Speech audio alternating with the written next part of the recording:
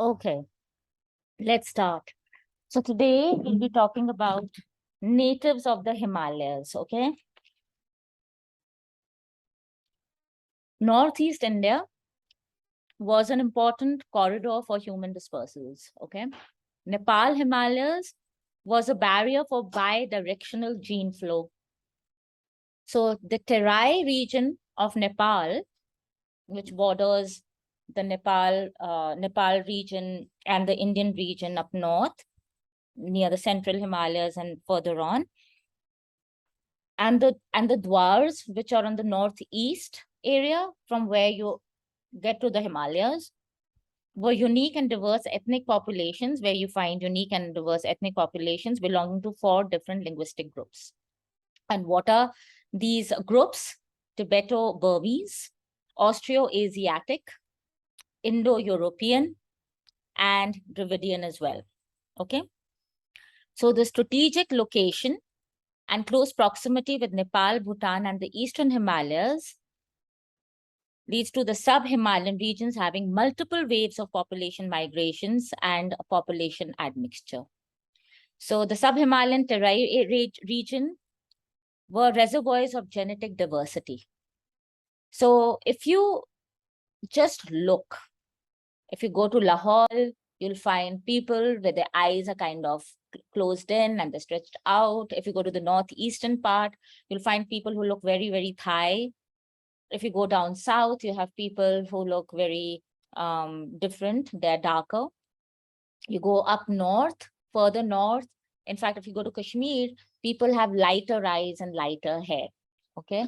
So there are different linguistic groups and diverse populations. And a very interesting feature, like I told you about Malana, that linguistically, they're totally different from anything that is around them. So the question is, how did they come here? Why is their language not related to anything around them? And their language by the locals is called Rakshasi, which is alien. Rakshasi is a term used for the other, something that is not in sync with what everybody is. You know, it's almost like statement to say they're looking down upon it. Yeah. So the Malana people are a perfect example of this issue. Now, paternal lineages. Sub-Himalayan gene pool is extremely heterogeneous, and the genetic influence from Northeast and South Asian region is substantial.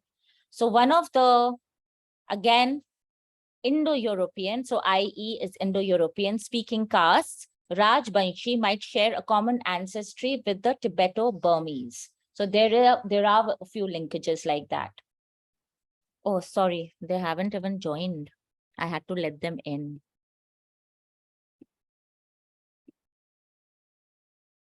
Okay.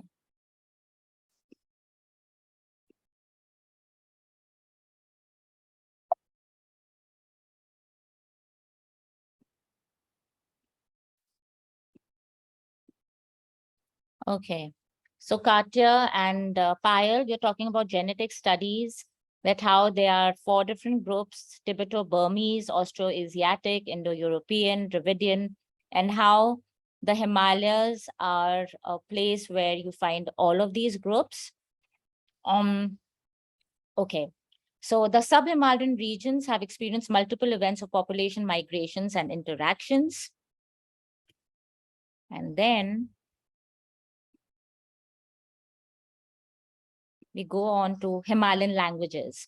So the Himalayas are inhabited by Tibetans and people speaking other Tibeto-Burmese languages. Now, a very interesting thing is the language here, Kullavi, is derived from, Hindi, right? But one of the goddesses, Ugra Tara, which is the ferocious form of Tara, and the goddess herself came with the then kings who came from the eastern part of India. So a lot of Bhutanese influence was with these kings. So they got their goddesses with us. So Tara was a goddess of the east. And as you know, the green Tara, the white Tara are Buddhist goddesses as well. So there are a lot of common goddesses that the Hindus and the Buddhists have. And they have tantric orientations. Now, when The gur or the spokesperson of the deity goes into a trance with this particular goddess. The gur speaks in a Tibeto-Burmese language, which is very strange, right? Because nobody here speaks in Bhutia. It's called Bhutia, but the spokesperson used to speak in Bhutia, and they did not know till a Bhutia speaking person said, "Oh my God, they speak this, like we speak this. This is Bhutia." And then you make this association with Tara, who came from Bhutan originally. Okay. And a lot of myths here. And when you start ascertaining the myths of the sacred spaces that you work in, they talk about the gods and the goddesses coming from over the passes.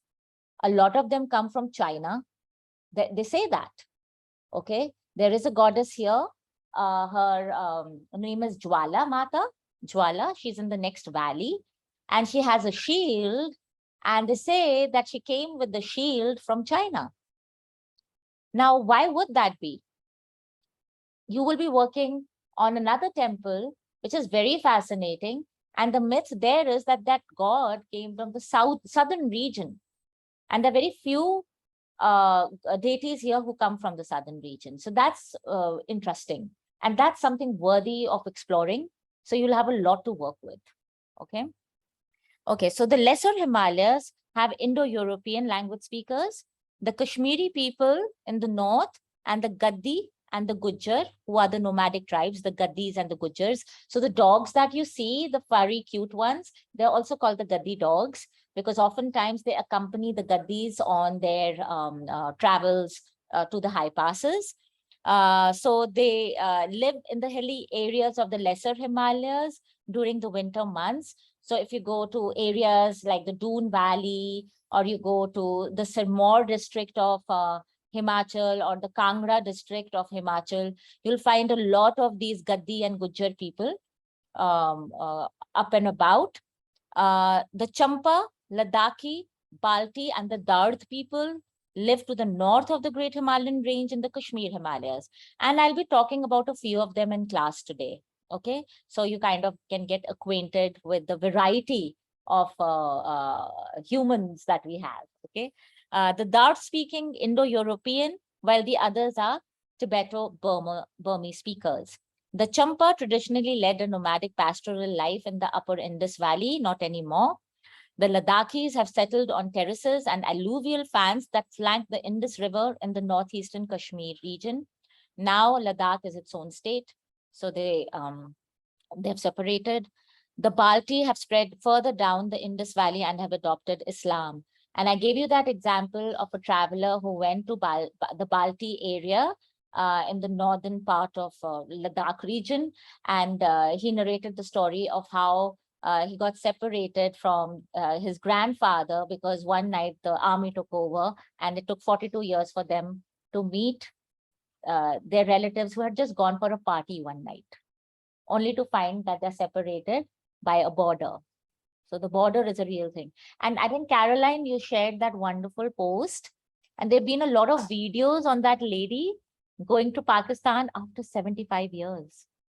She's in her 90s and she was about 14, 15 years old when she was there, and she cried and she was singing the songs that she sang as a 14, 15-year-old girl, to go back and to touch and feel the house that she grew up in. It must be such a beautiful experience.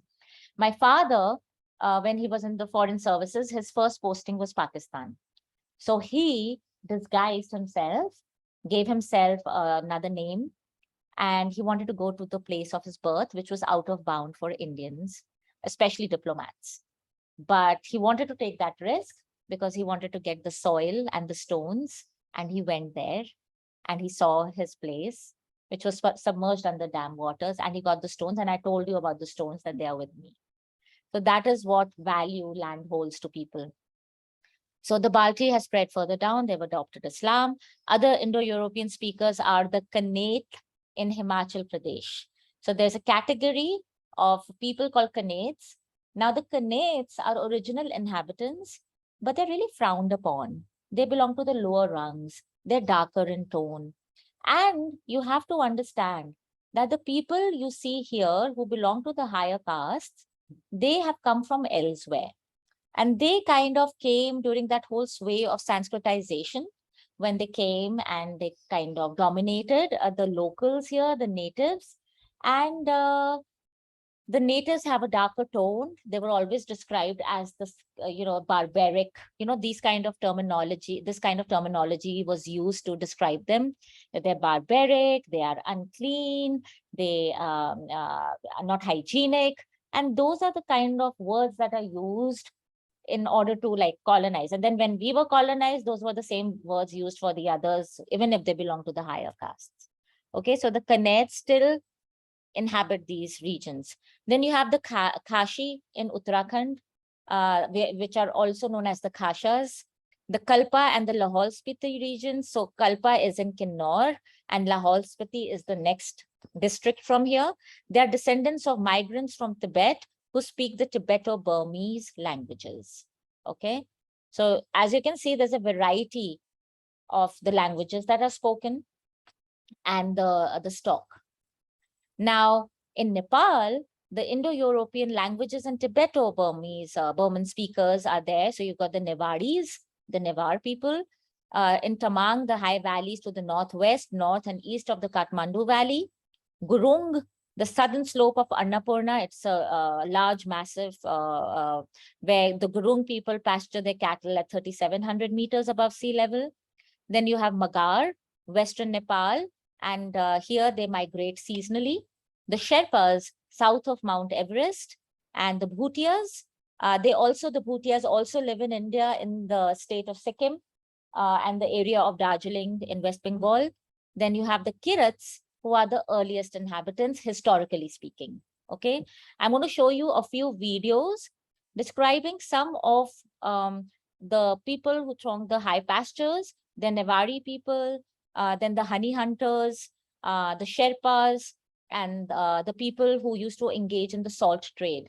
And the salt trade was a very important thing because in high altitude, salt is really important. They would use it for their butter teas as well. So I'm going to show you some visuals on those aspects, okay? Okay, so let's start with Nevar. I'll just open them up. अब अपनी बरसों की tiles को बनाइए नया बिना किसी efforts के। अक्सर हमारे टाइल्स में गैप हो जाते हैं जिससे हमारे रूम का लुक खराब हो जाता है। तो चिंता की कोई बात नहीं क्योंकि New York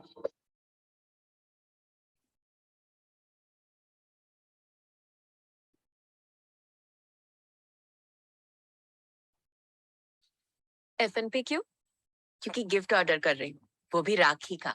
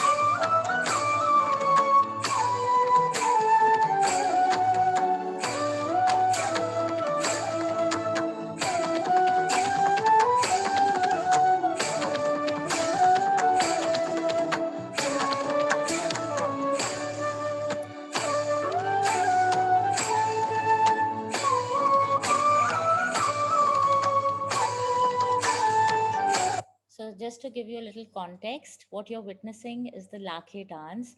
Caroline, did you witness it while you were in Nepal? Yeah. So it's a very important festival that happens in September, where Lakhe is this demon, okay, and who used to dwell in the forest.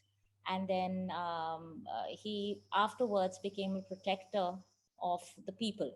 So, but you know, there will always be this little boy who kind of taunts the demon, and the demon comes after him. But basically, if you look at the mask itself, you can see all the signifying features of a demon. Okay, so it's the demon's dance.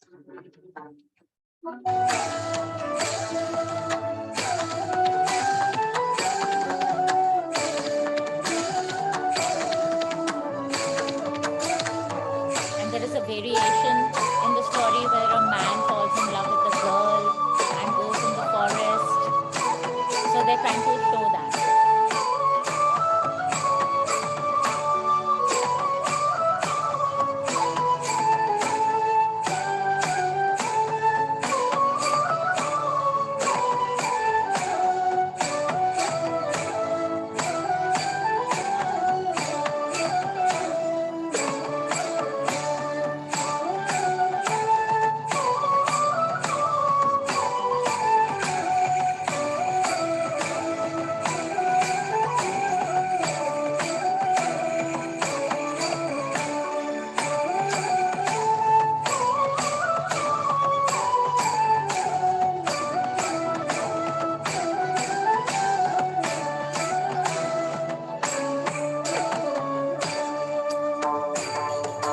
Protecting because the girl is possessed, okay, just to show that he's not really bad.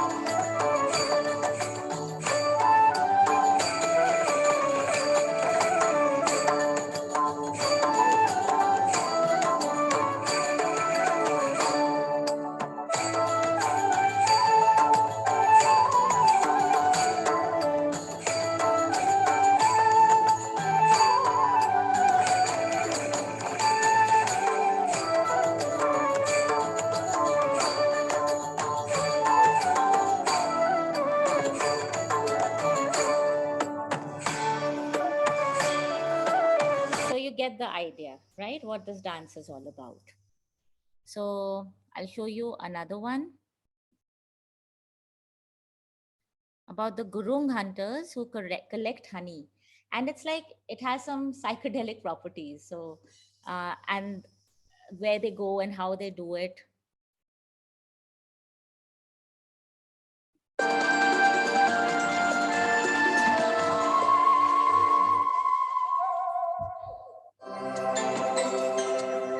The Gurung tribe makes its home in a deep valley at the foot of the southern face of the Annapurna Peaks.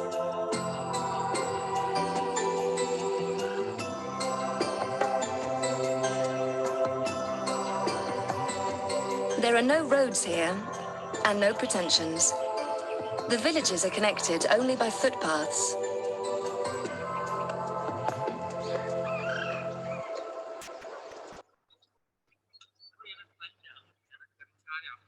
Nobody knows the origin of this tribe.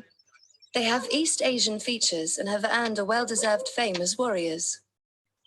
Traditionally, they've grown their food, but deforestation has so impoverished the land that they've had to take up some older ways in order to survive.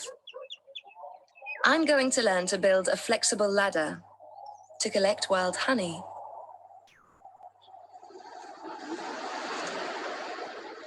We're at the Cliff of 300 Beehives.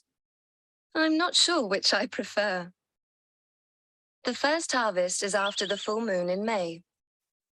Each member of the group has a task that's been passed down from father to son. Only 9 people can collect the honey. It's an inherited right, but a dangerous task.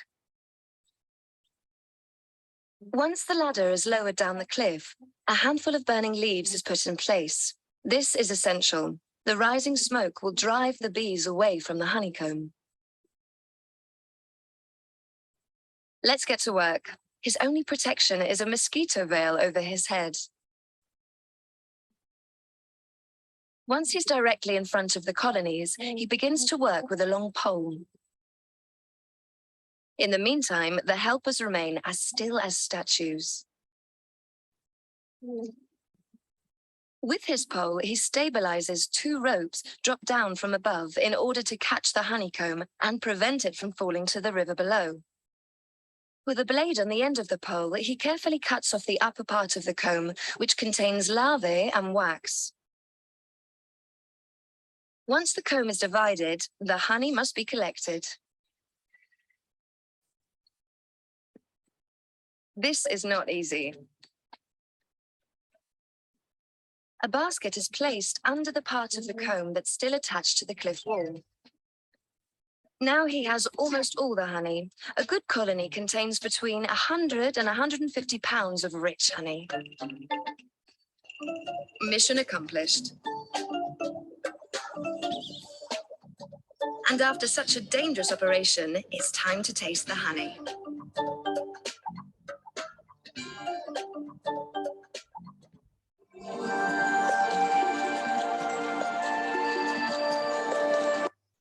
Okay, so basically you see that how people have adapted themselves to, yeah, carry on.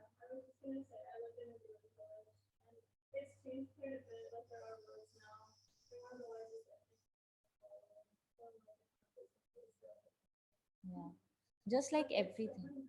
Yeah.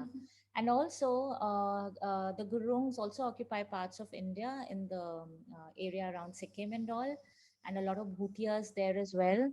And of course, things are, and I just feel the minute the road comes, everything changes. So just like I said, within 2 years of this road coming, during the lockdown, all the structures that you see right next to the highway have just come up in the past 2 years. So change is happening this fast, Okay.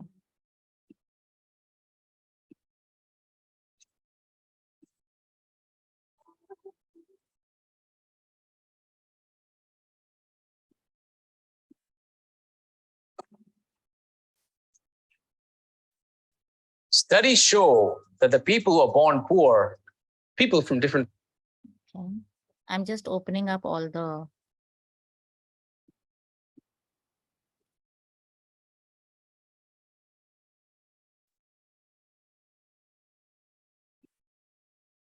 So we'll start with this one.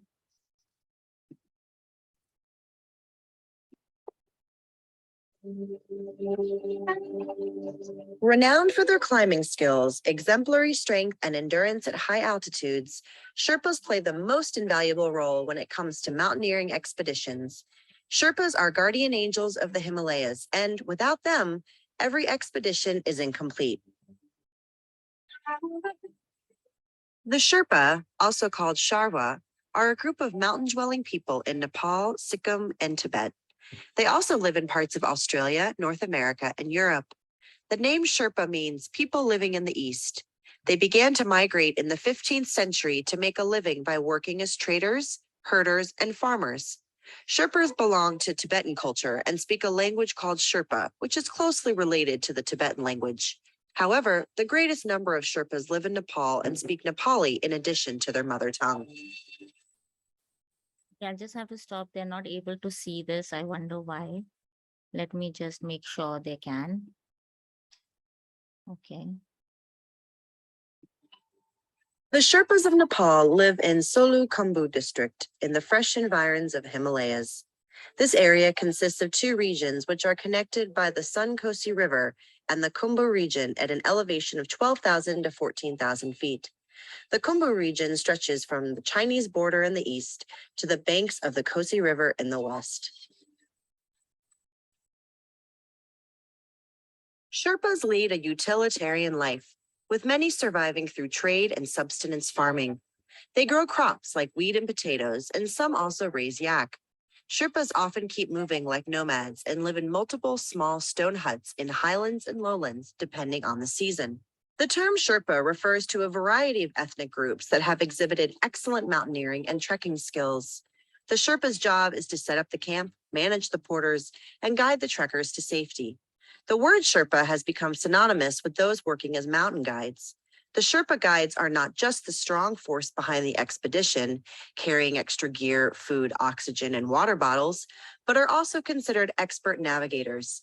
They can endure freezing temperatures down to -50°C and can help the climbers negotiate ice falls, avalanches, and extreme altitudes. Often thought of as self-sacrificing, Sherpas are considered as the best friends of foreign mountaineers. Scientific tests and an American study conducted in 1976 suggest that Sherpas are genetically adapted to high altitudes.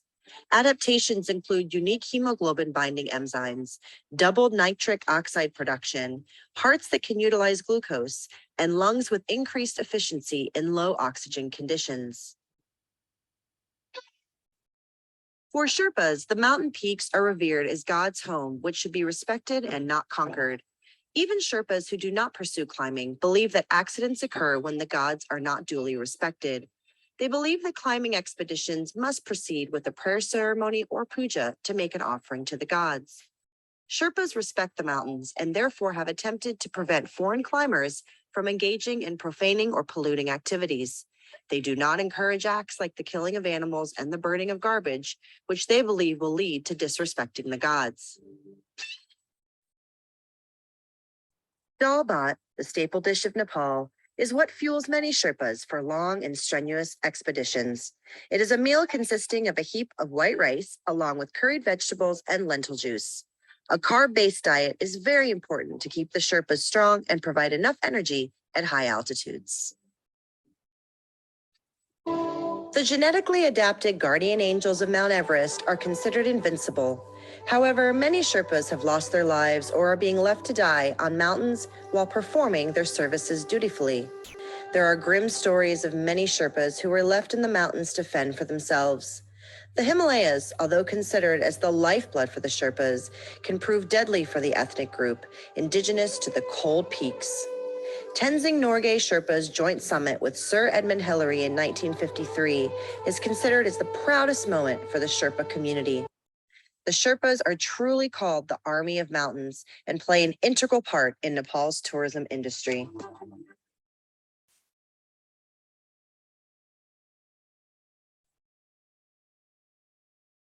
Okay. Pardon? Who's the guy? Sir Edmund something. I don't know. You want to see it? I'm just wondering. I don't know. I didn't notice. I just got a message. I was. You want me to go back? Okay, I don't know. We can go back and see if you want. This one, oh, Tenzing Norgay. That's Tenzing Norgay. He was a Sherpa who went with Edmund Hillary and climbed Mount Everest.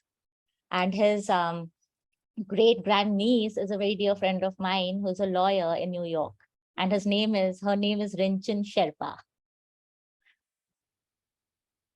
Okay, so that's that. Let's go for the next one. There's one last one left.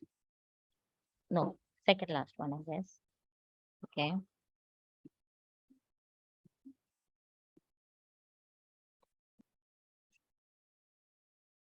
Parts of the world have different genetic characteristics. That's fairly obvious. An easy one to spot is, of course, skin color, but as the name suggests, this is only skin deep and a poor way to determine genetic difference. For example, there's more genetic diversity in the continent of Africa than the entire rest of the world. And since this video is about superpowers, I'm not sure that skin color really confers any, unless, of course, you count being more resistant to sunburn or less likely to be stopped by the police.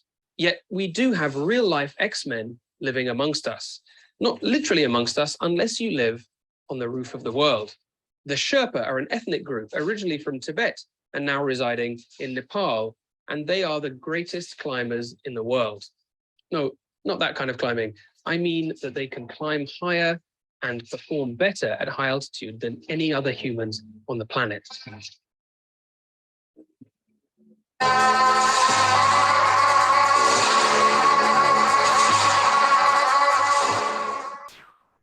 Everybody says, I climbed Everest. Wrong. It is Sherpas who climb. It is Sherpas who take us to the Everest. The Sherpas are honestly the greatest human beings on the planet. To understand some of the concepts, we're going to need a crash course in altitude medicine. At sea level, atmospheric pressure is 1 atmosphere.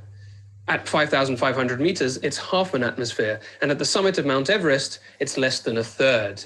The proportion of air around you that's made up of oxygen is the same, 21%, but there's just less of it. There's less of everything. The air is thinner. The body struggles to survive in an environment it was never evolved to experience. Unless, of course, you are a Sherpa. Now, don't get this confused with acclimatization. That's the essential process that mountaineers have to go through before they ascend the high summits. Remember, we talked about hematocrit in a previous video. That's the amount of red cells and hence hemoglobin in your blood. Now, cyclists may boost this with drugs, but you can do it naturally just by existing at altitude, as your body attempts to deal with the low oxygen levels by increasing the oxygen carrying capability of your blood. You also start to hyperventilate, breathe faster. This blows off carbon dioxide. Carbon dioxide is acidic, so your blood starts becoming alkalotic or more alkaline. Your kidneys then have to try to compensate and correct your pH. This sounds okay so far, right? Well, we need to talk about hypoxic pulmonary vasoconstriction, or HPV. Hypoxia from the Greek, hypo, meaning low, and oxia, meaning oxygen. Let's say you've got a damaged part of your lung. Low oxygen is detected and blood vessels contract to try to divert blood to healthy bits of lung instead. There's no point supplying dead lung with blood. But at altitude, your lungs detect low oxygen everywhere, even if your lungs are completely healthy. The blood vessels contract all over, reducing gas exchange, making the whole situation worse. In a process we don't really fully understand, changes in blood vessels cause fluid to leak out into your lungs and around your brain. These two complications are called high-altitude pulmonary edema and high-altitude cerebral edema, and they require urgent descent because they can kill.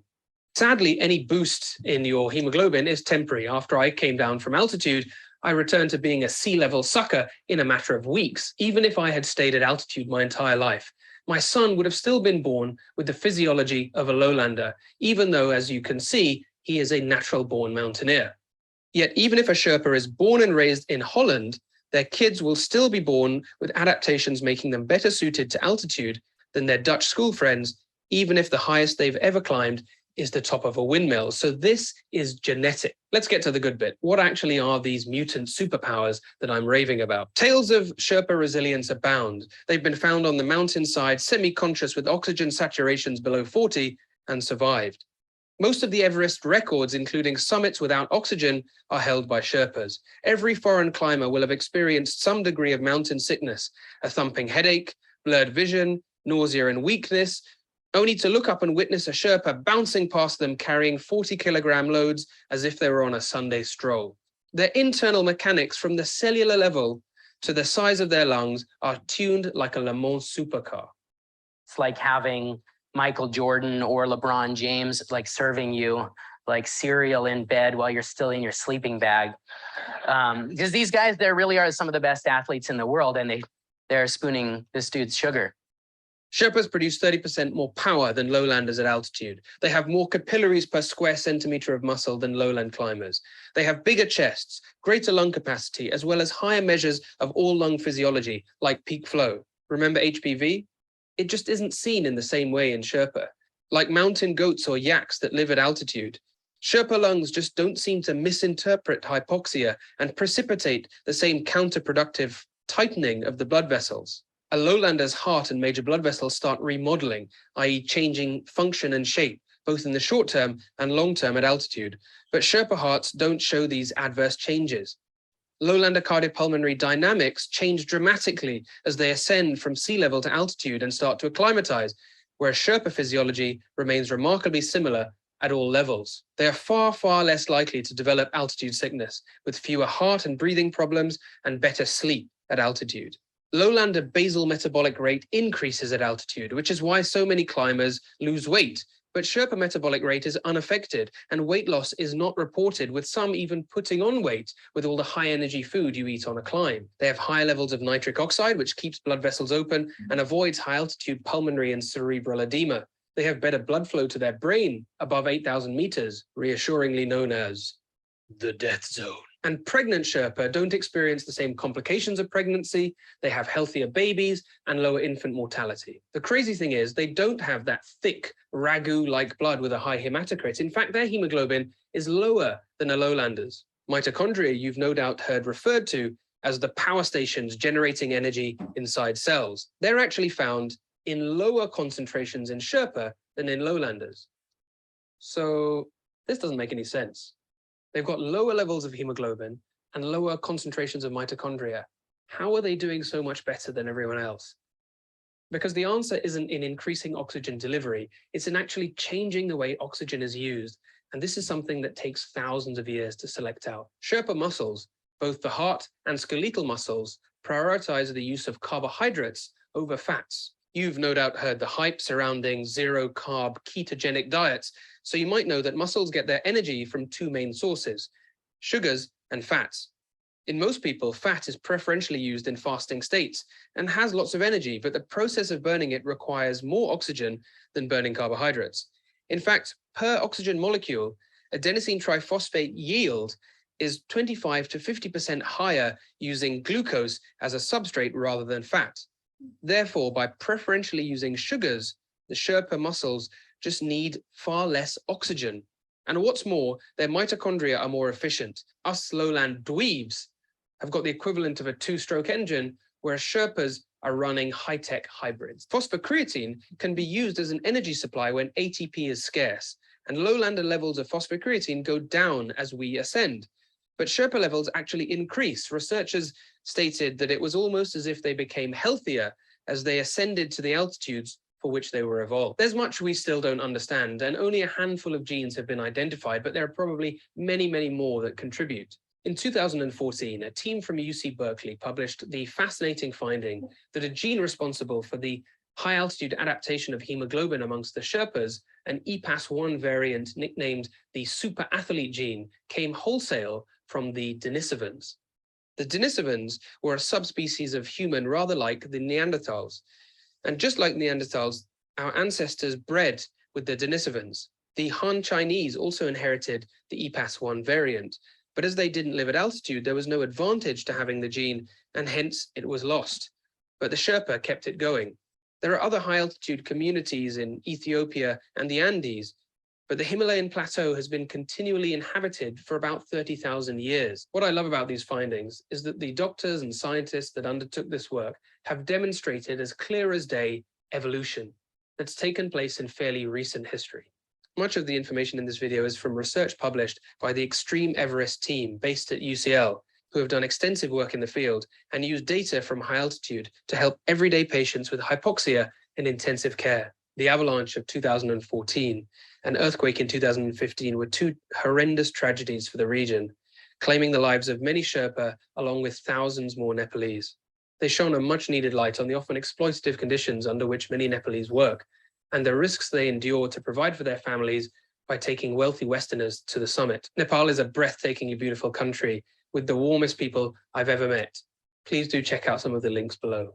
Don't forget to let me know what you thought of the video. I'll end with some Star Wars trivia. I bet you didn't think that anybody could link Star Wars, Nepal, and Tibet. Well, you'd be wrong, because in Return of the Jedi, the Ewoks language is actually Tibetan with a sprinkling of Nepalese. Were the diminutive and resourceful Ewoks based on the Sherpa? The answer is no. Okay.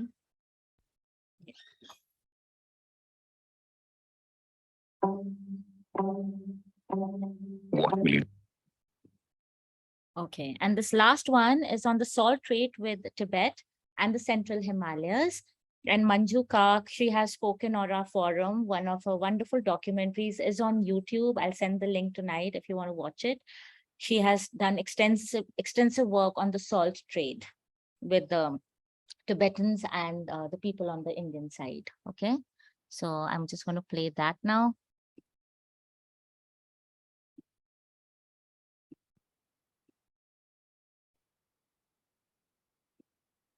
A full 500 households they had, big, two-storied, with roofs of slate. In the short summer months, they grew barley and wheat. A settlement so large children would get lost. Mothers would climb to the high point to spot them. Where have they gone?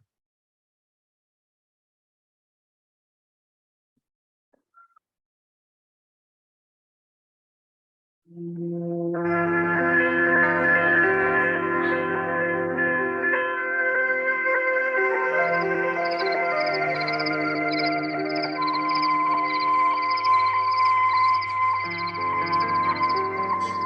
had a dream to walk over these mountains, over pillow clouds and into untold realms. What did it take for men to master this domain? Like Sunpati Shoka, the legendary Bhotia trader, they say he flew right over them, never needing to descend into valleys.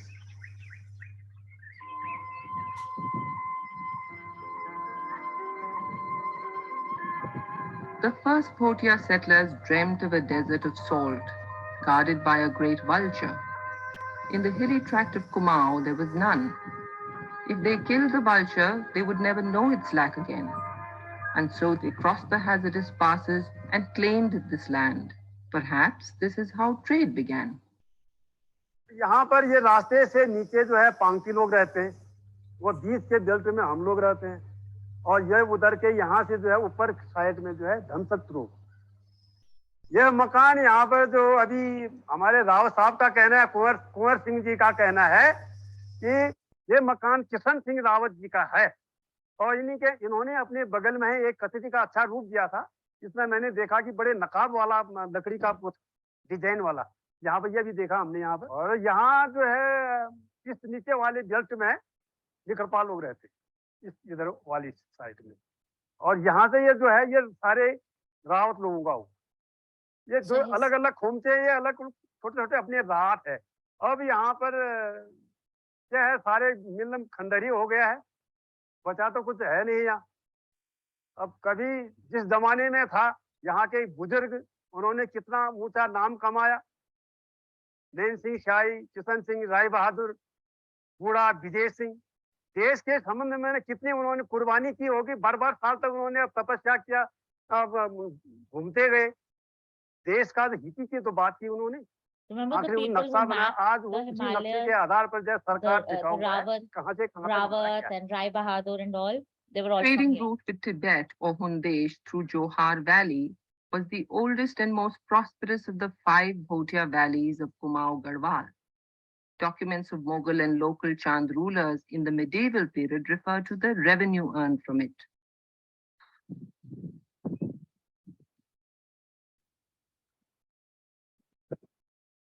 Ancient Sanskrit literature called it Bhotantic. In 1815, when the British captured this borderland, it had fallen to the Gorkhas. They called it Bhot, the many tribes who inhabited it, the Bhotias. But they had their own names: Shokas, Rungs, Jads, Tolchas, and Marchas. They were a trading community of mixed descent. The Shokas inhabited Johar. उस दिन हमने सुनने में आया ये चार भी साढ़ा एक नमक का 4 चावल नाली होता था, इतना नाली भर के ये नाली नमक का 4 नाली चावल देता था। तो यात्रा इसलिए वहां पर मंडी इसलिए हो गया, एक तो हो गया परिक्रमा कैलाश का, दूसरा हमारे साथ जो है विजिट हो गई, तो वो सारे बाल बच्चे, घोड़े, याक, बकरी, So Mount सब Kailash लेके was आते थे वहाँ। religious, so they ऊन could हमको दे trade दिया, and they could ये दे दिया, circumambulate खिड़की the बोलते हैं कुछ, mountain as well. तो Okay. वो सब हमने ले लिया, और हमसे उन्होंने चीनी है, भेली है, गुड़ है, कपड़ा है, लता है, जूते हैं, जो भी सामान उनको चाहिए, तो सब अदला बदली में होता था। उसमें पैसे का करेंसी नहीं था। तिब्बत में एक छोटा सा टंगा बोलते हैं, वो सबसे पहले चला था, चांदी का होता था, बहुत हल्का, और बाकी करेंसी तिब्बत में नहीं था। तिब्बत का कोई नोट नहीं है। The British were lured by the prospects of this trade. They also wanted to use it to map Tibet. This mysterious Shangri-La was close to the west. Milam is where they found the right men, the legendary Pandits Nain Singh and Kishan Singh Rawat. Entry into Tibet was restricted to pilgrims and traders, so disguised as lamas, they embarked on dangerous expeditions. Since the East India Company days, the British had wanted to find a way around China. In the 19th century, the fear of Russian expansion loomed large. They thought Tibet would be a buffer state.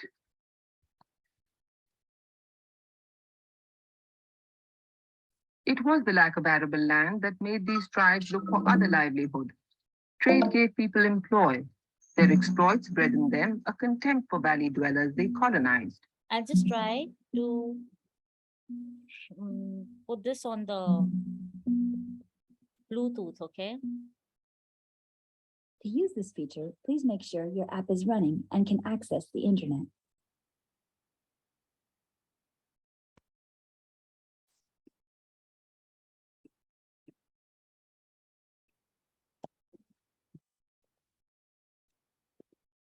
Is it audible though? You can't hear it, but you could see the subtitles and all.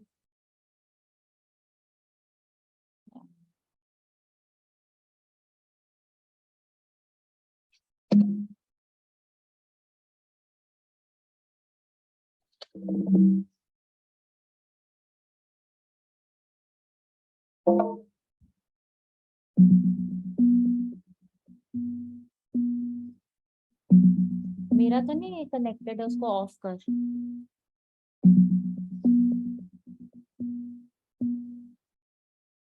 To use this feature, please make sure your app is running and can access the internet.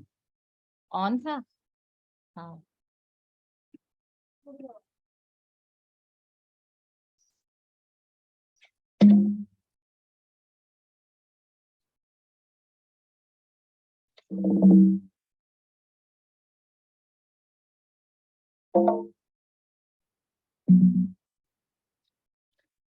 I'm like so technologically disabled. Really? Why isn't it showing here? I don't understand. And they're both on the same network, I think. To use this feature, please make sure your app is running and can access the internet. I'll do that again now. I'll try one last time. Otherwise, I'll just send the link to you and you can watch it. Yeah. That's another option.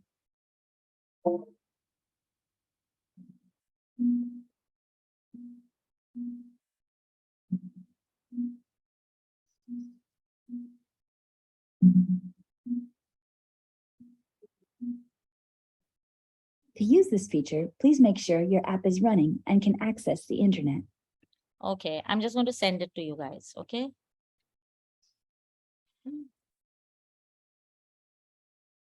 To use this feature, please make sure your app is running and can access the internet. Okay. I heard To you. use this feature, please make sure your app is running and can access the internet. Okay, so basically she talks about the salt trade and the barter and how the trade is also a part of a religious journey where they can kill two birds with one stone, and how the houses are segregated according to their clannish affiliations. And today, if you go and see this place, Malim, it's like totally abandoned, and people have left. And there's still doors with those carvings, and the carvings are a mark of identity, to which caste they belong, to which clan they belong. So a lot of research has gone into Central Himalayas. So if you're further interested in knowing about it more, a lot of work has actually been done in the Uttarakhand area, not as much as here, okay?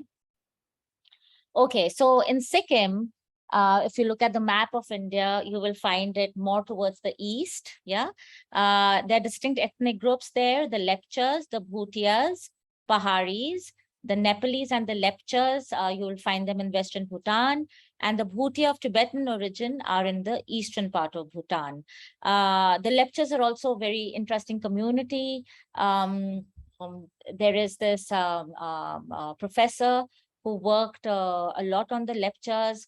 Her talk is also on the YouTube channel. Her name is Dr. Bhattacharya. So if you want to know more about these ethnic groups, you can go and see that talk. So they are like stalwarts in their field who have done extensive work on these areas.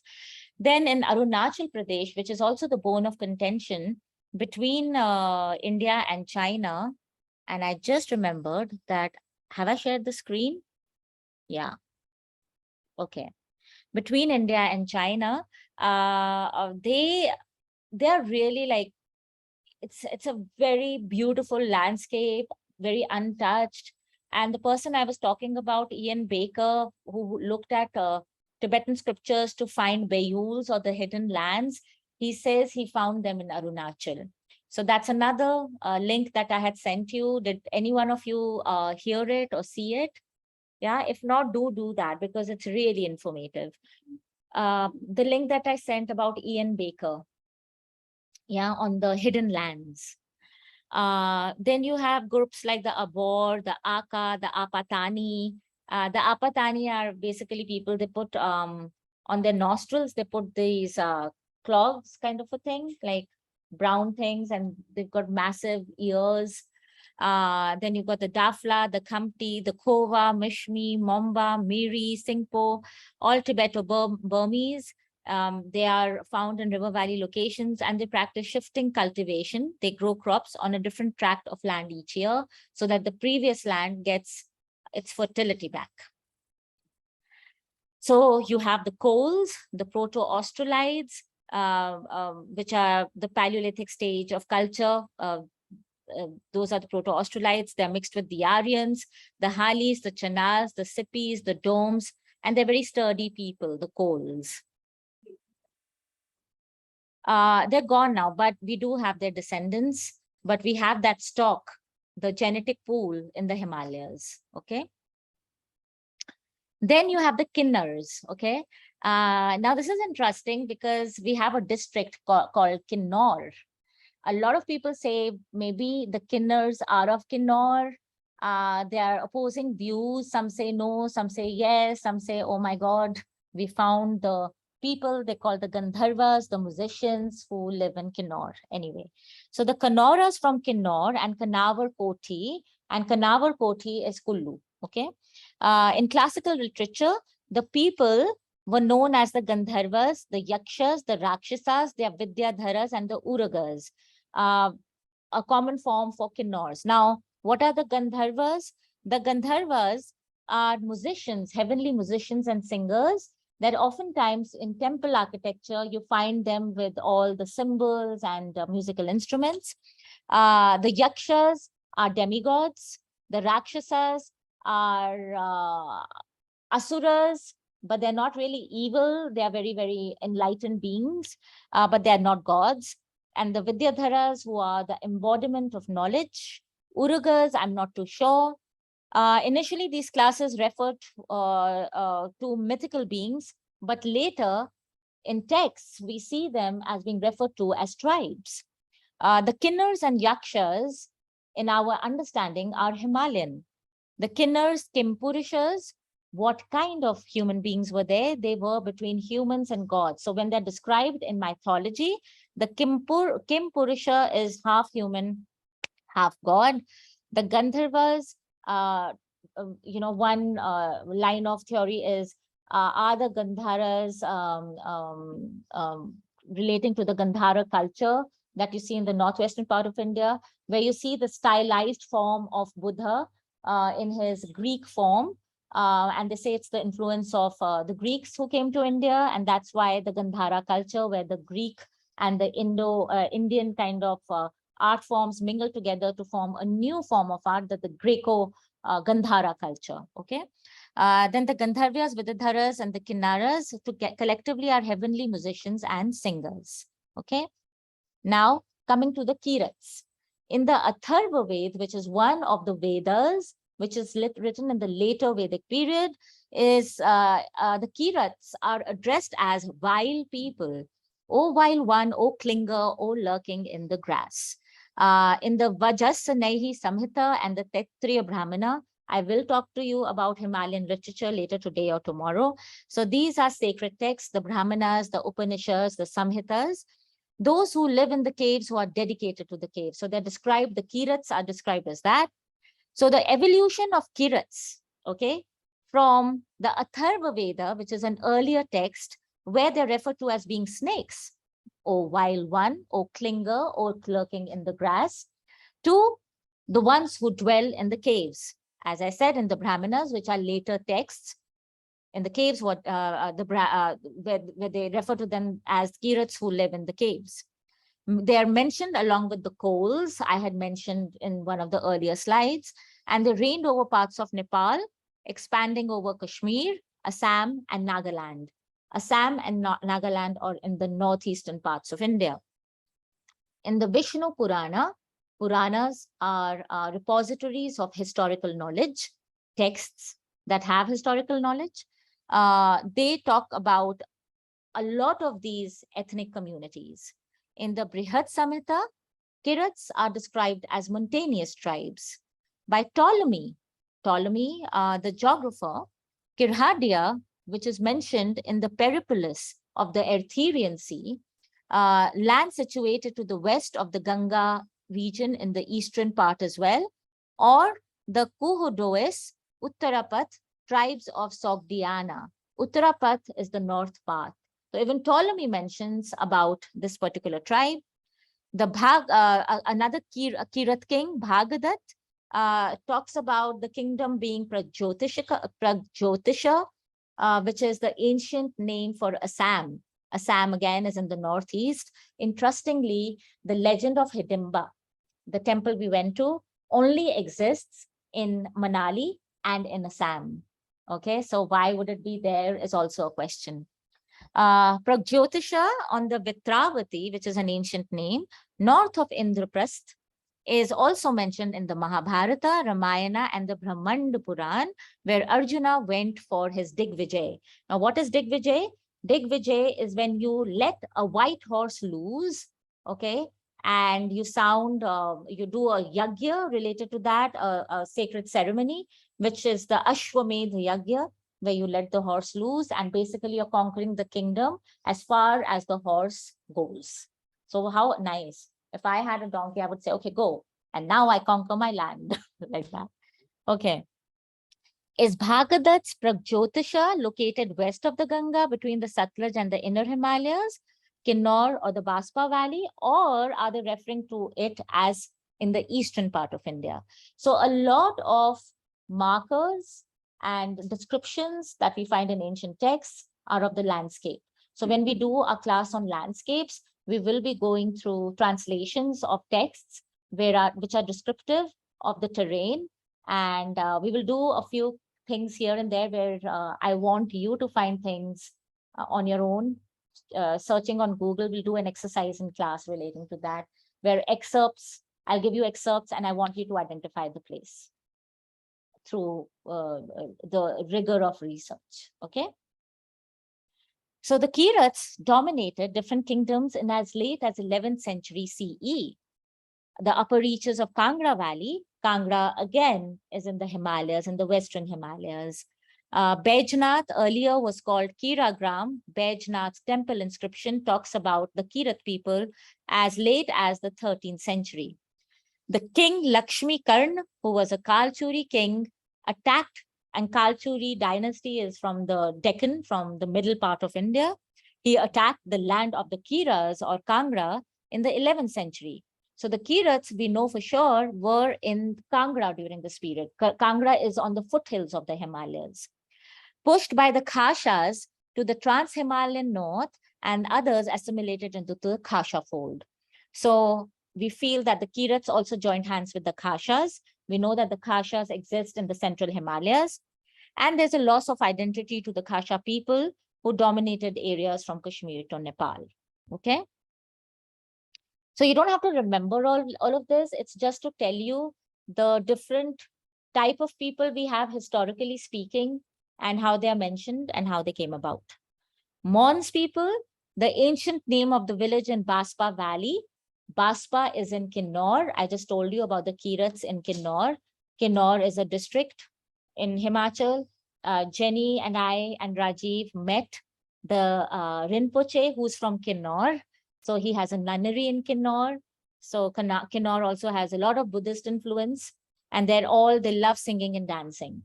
The Mons were Aryan immigrants who settled and assimilated by the Mongol Kirats and the Aryan Dards. And I'll talk about the Aryan Dards in one of the slides. Therefore, Mons might be a Kirat stronghold. This is what scholars think.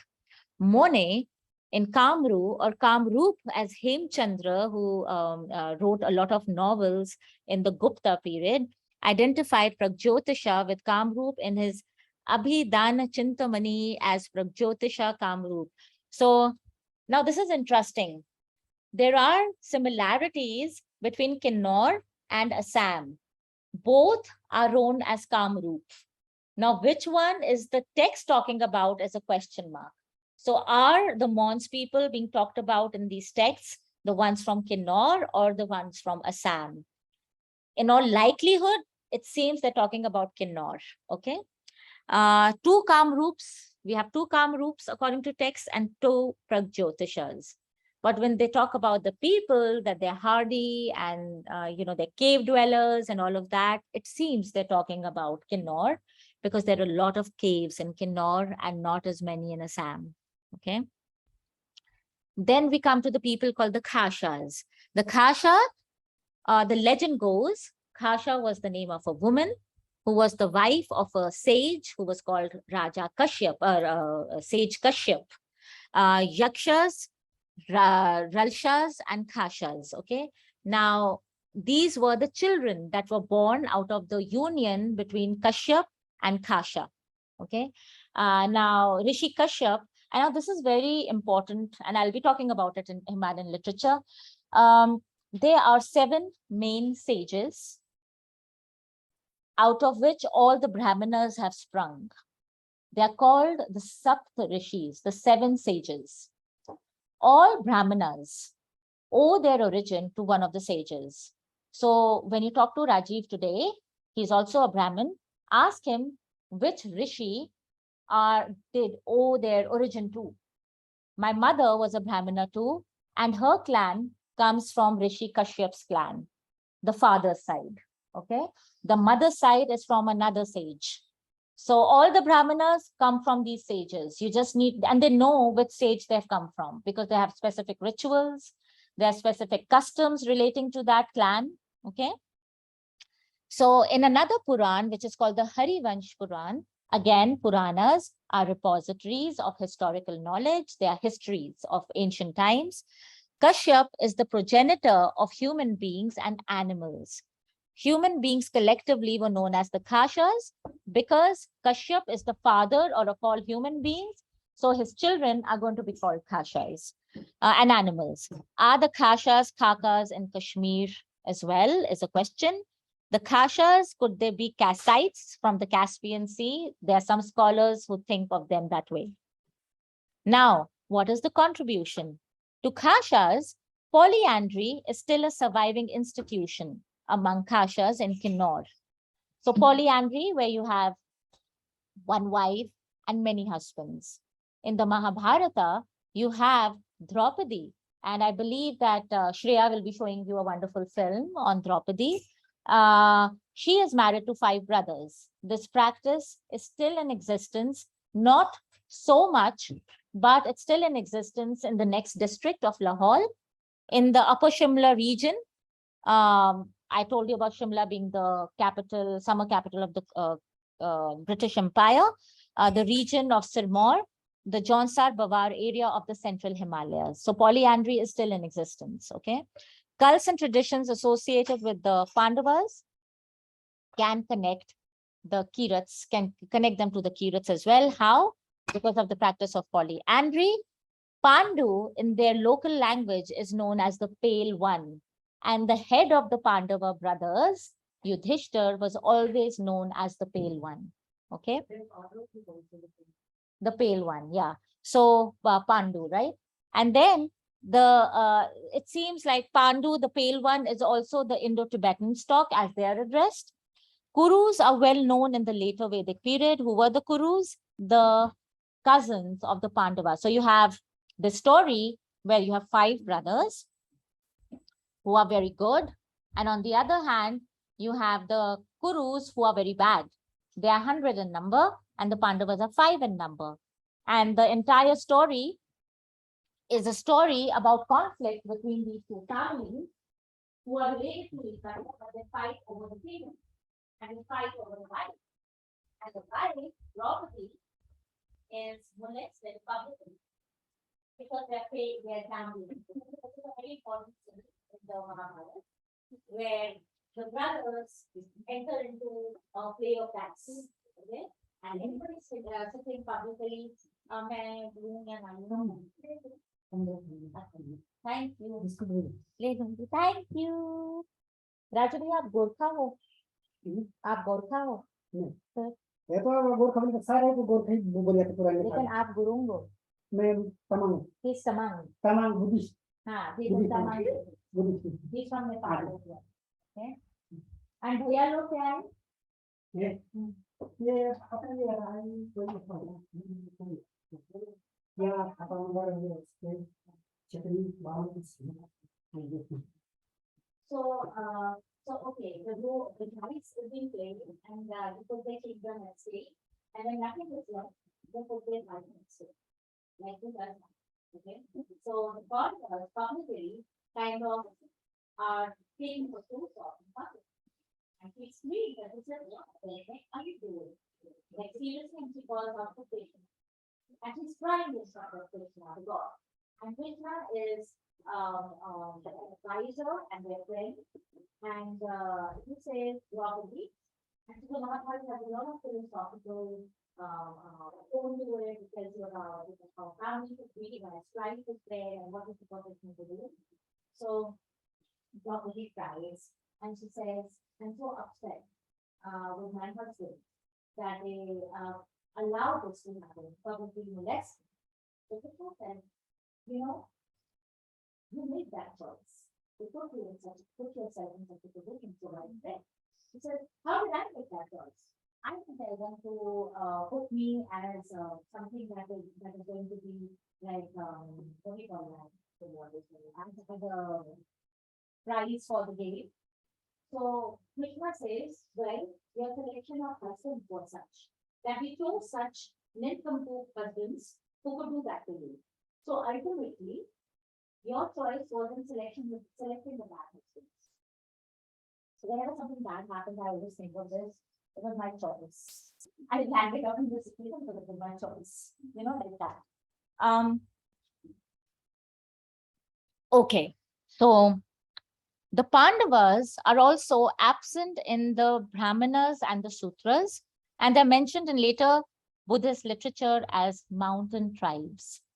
Perhaps Pandus were introduced by Vyas, who is the writer of the Mahabharata, who actually narrated the Mahabharata while Ganesha wrote it down.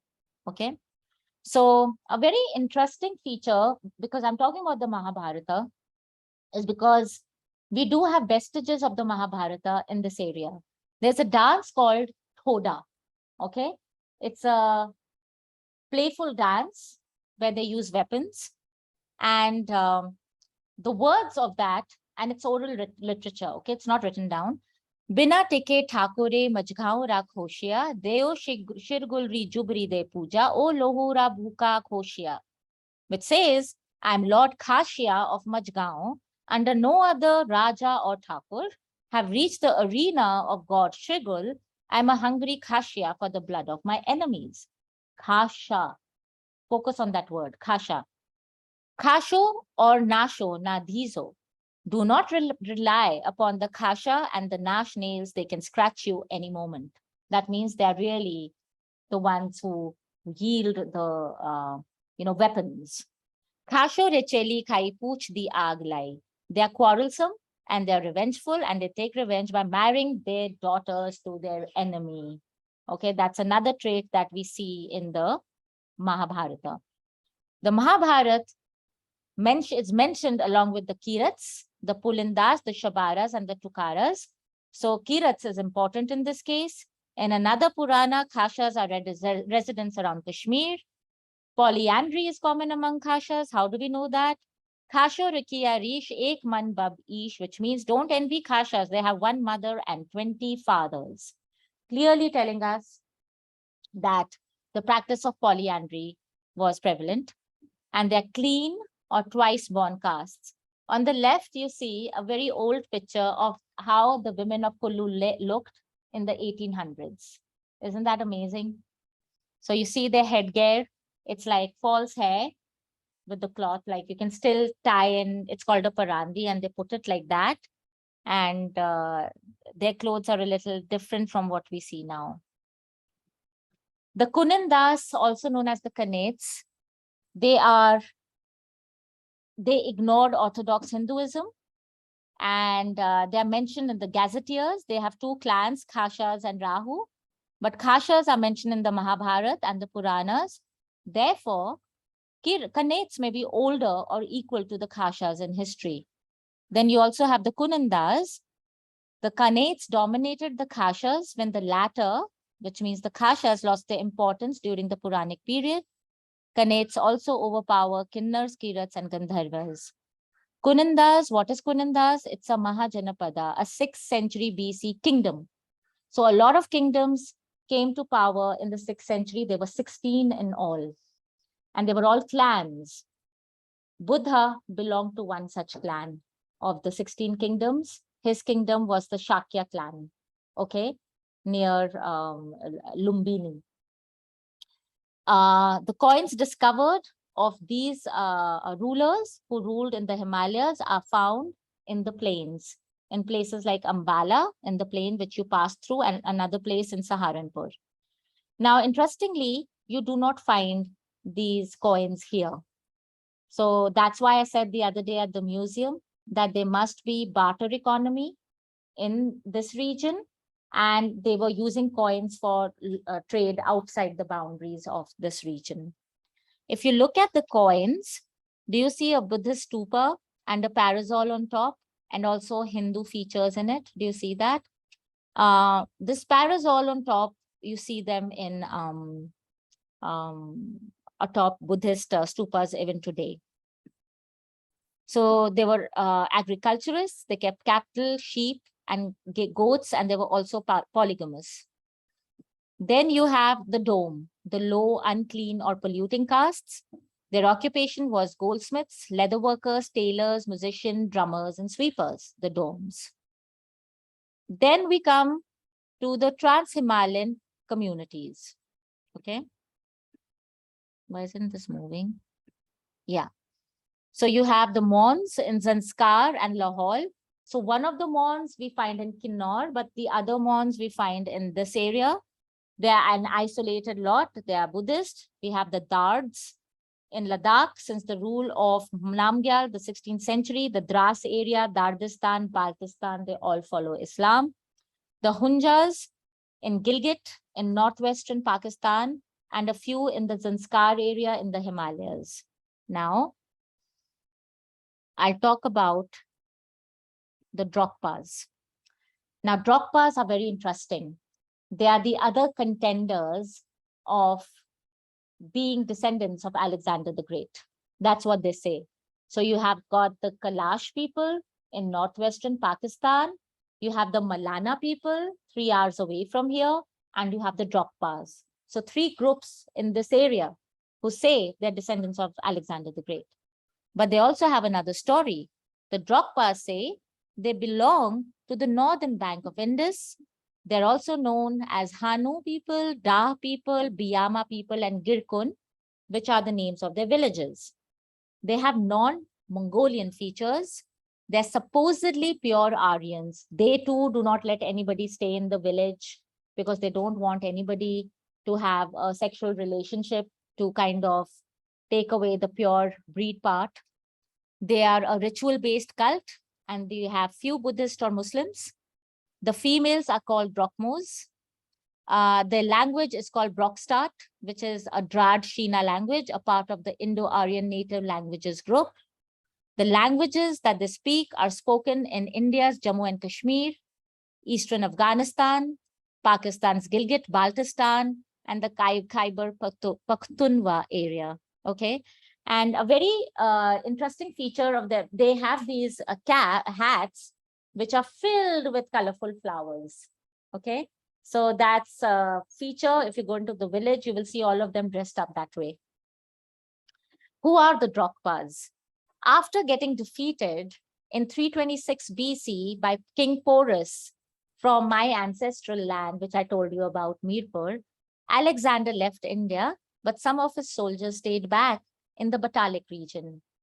DNA analysis does not provide any evidence of Alexander's link. So that's one theory.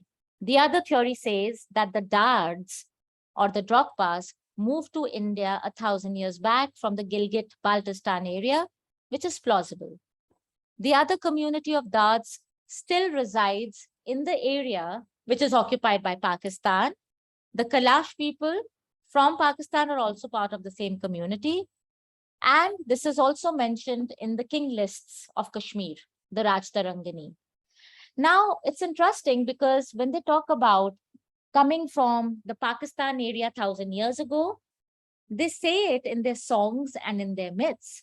And that is the reason it's very important to document myths and understand myths from different perspectives.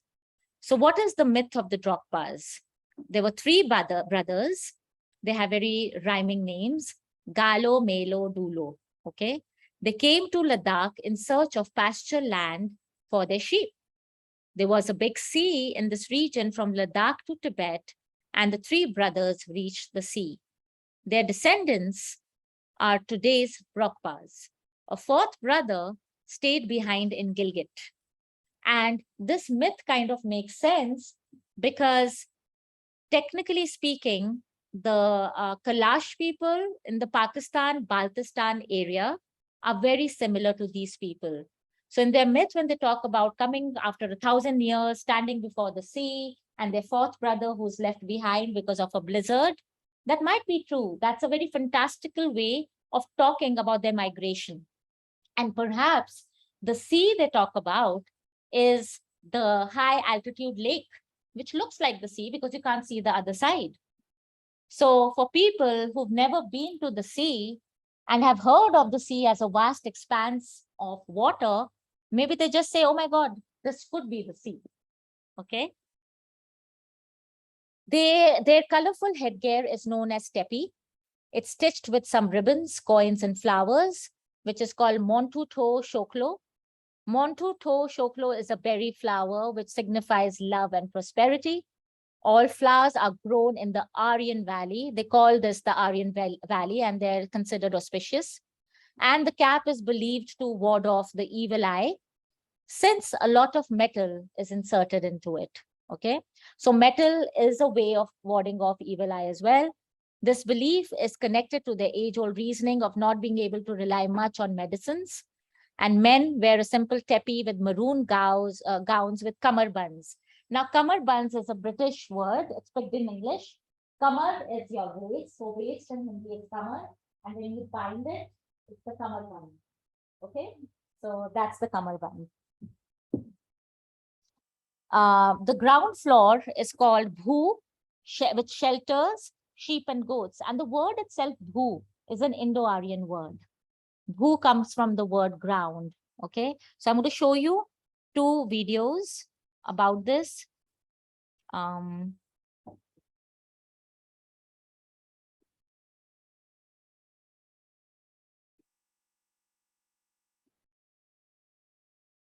Yes, I reached. That's one.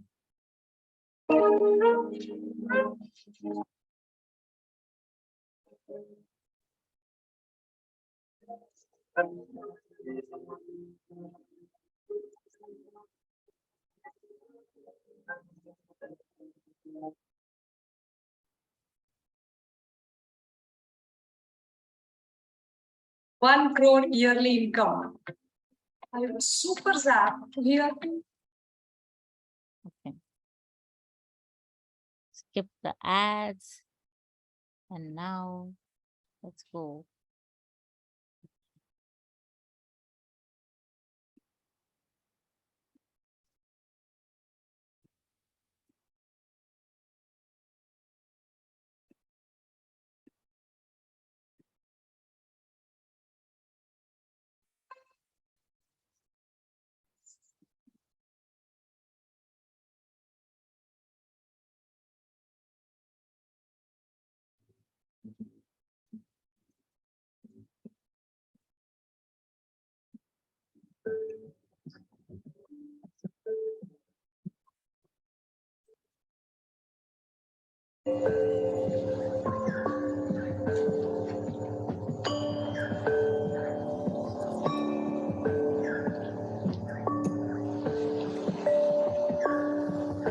These are the poplar trees which are used for making matchsticks.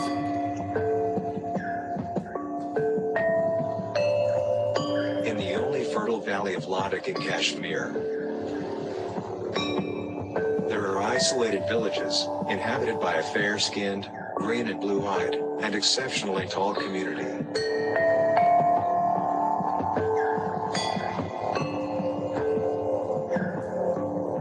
They are the Drukpa people.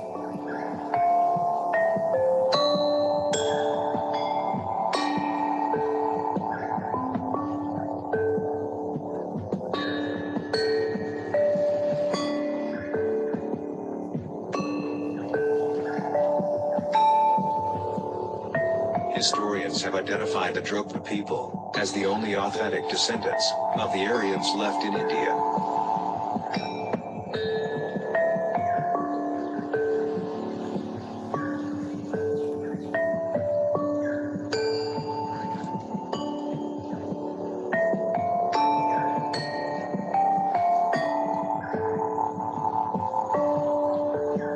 One theory is that the original Drukpas were a group of soldiers from Alexander's army who lost their way while returning to Greece after having been defeated by the Indian king Porus in 326 BC.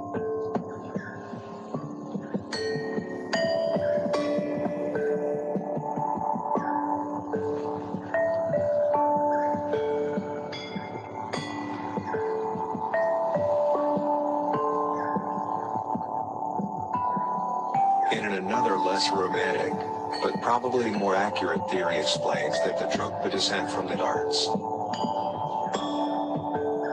an Aryan tribe that centuries ago moved into western Ladakh from the Hindu Kush mountains in Gilgit-Baltistan,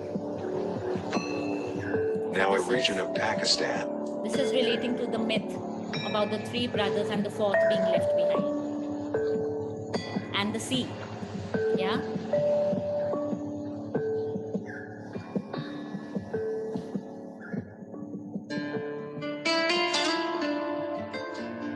For centuries, the Drukpas have been indulging in public kissing and wife swapping without any inhibitions.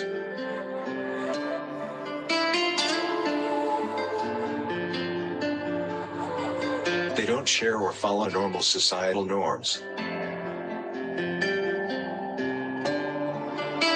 Groups of women and men from the tribe would queue up in lines and kiss openly and fervently without any consideration for marital relationships.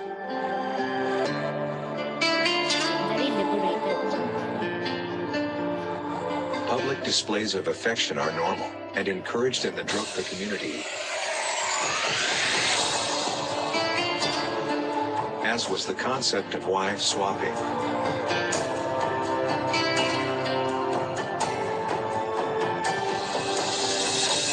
Wife swapping and public affection display were essentially banned by authoritative figures that didn't believe that the behaviors of the Drukpa people were civilized.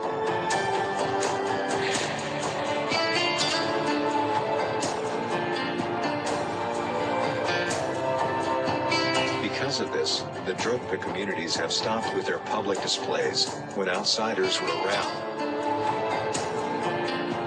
but resume their passionate nature when judgmental eyes leave.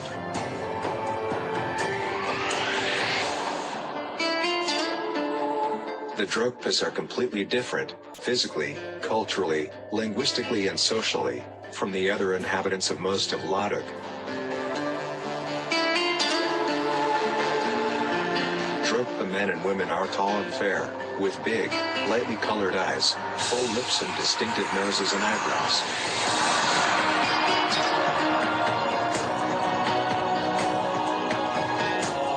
As a result, they consider themselves superior and do not marry into other. You know, what makes me really sad? Indian business owners are stuck even in a booming economy. Okay.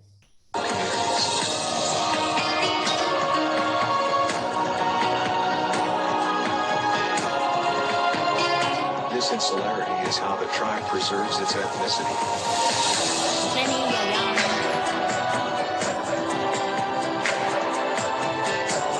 The Drukpas are fond of music, dancing, jewelry, flowers, and barley wine.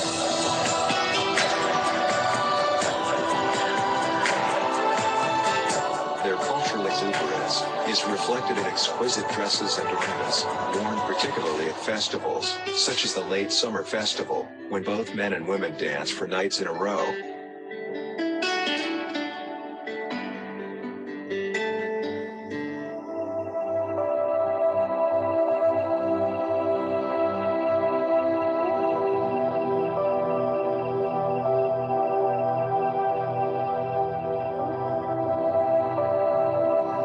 Drukpa males wear a large woolen dress, held at the waist over woolen trousers.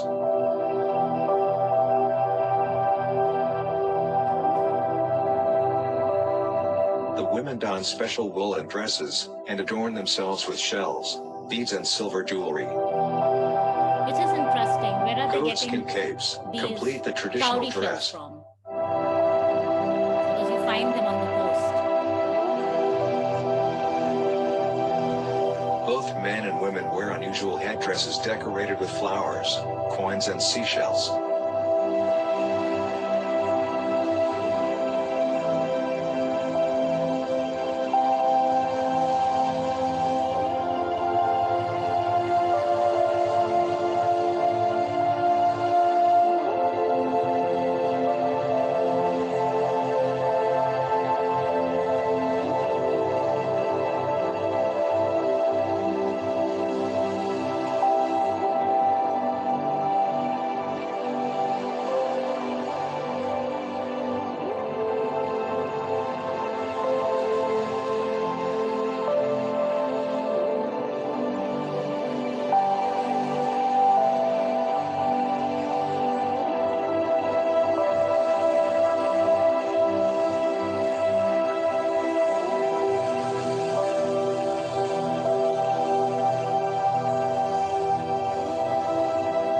The Drukpas are commonly known as agrarian farmers that plant fruits and vegetables in rich gardens that they pride themselves in.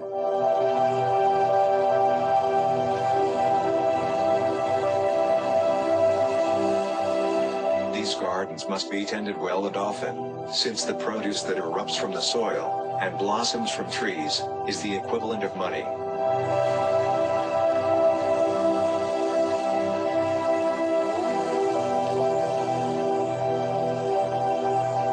The Drukpas sell their sweet and crisp produce, since it's their main source of income and pride.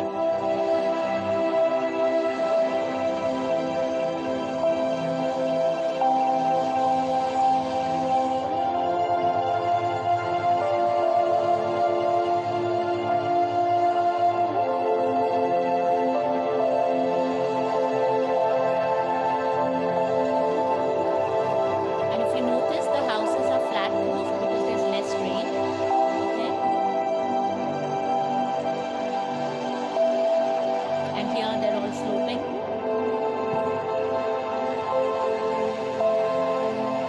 All in all, the Drukpas are a people who envelope the freedom to do as they please all.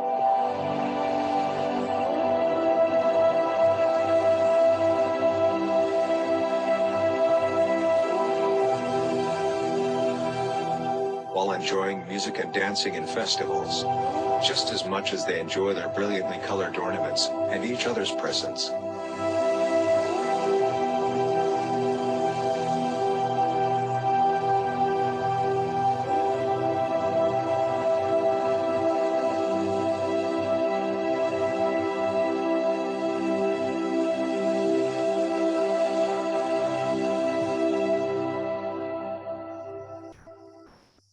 Okay, so that was about Drogpas. And you know, an interesting feature is that in India, public display of affection is a big no-no. In fact, in the film, still about the mid 2000s, they would always show display of affection with two flowers coming together or just focusing on a bush. Like it was really suggestive that way. In the state I live in, we have something called Romeo Police. Romeo Police. That comes and it catches couples. Where? In UP? Oh, yeah, you're across the river. All for being across the river.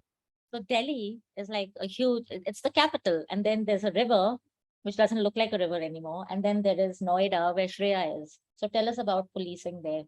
So the Chief Minister of the area of music policy has changed technically. He introduced something called the movement, where basically any couple and they basically asking to not a lot of brother and sister and like some combined, but they see a couple and they can't get married. So almost like the public displays of the pension from along the way to this area in some states, not everywhere. This is why Oh. This is quite a difference from what I've seen. That's from about the Drogpas in Ladakh. I don't know. I'll just have to check again. But they still do it because one of my friends just went to the Drogpa thing and whatever he narrated was exactly what he saw. But you know, like they don't go around wearing such clothes anymore. They only do it on festivals. They'll just wear the usual clothes that we wear with the cap without the flowers because, you know, they'll be working and stuff. So, but their rituals and customs still remain the same. Yeah, because they also know. What?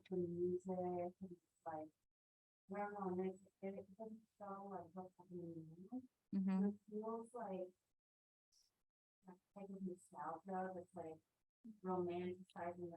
Yeah, but also that's the reason I show you the PowerPoints and then show you a visual so that we are not in a position to go there, but at least to get an idea of how these people are.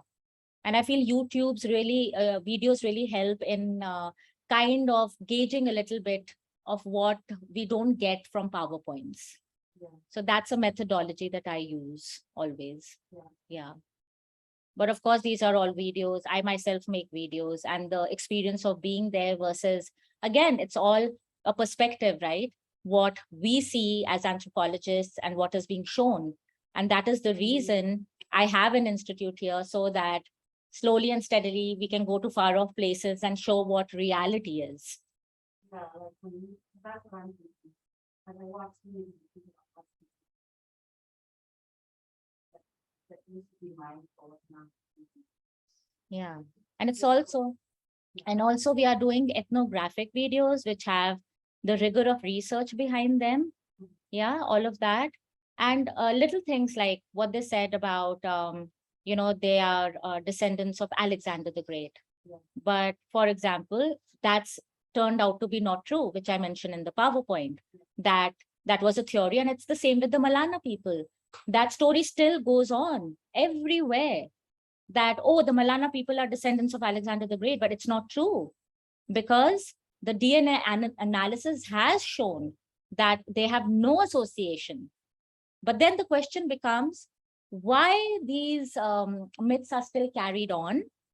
Why is this still being shown? Because they are clamping on. For example, and another thing, all the people here you met at the stone temples, they said that the stone temples have been built by the Pandavas. We know for sure they aren't. But they stick on to this memory because there's some association which they feel comfortable about. And that association is talked about people who meet them who have no background of research. But we can't stand in front of them and say you're wrong because we know that they're wrong, right? But it's the culture. And that's the popular culture, which is being shown, which is being experienced by tourists. And that's why there is a need for research. There is a need for disseminating what is right. And that's why we need more institutions which can do that slowly and steadily. Yeah. Okay. So I'll show another one.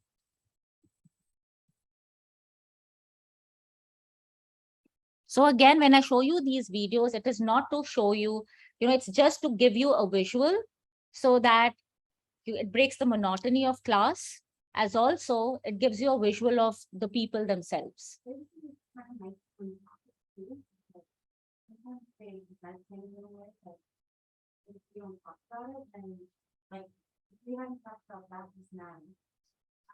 see that if I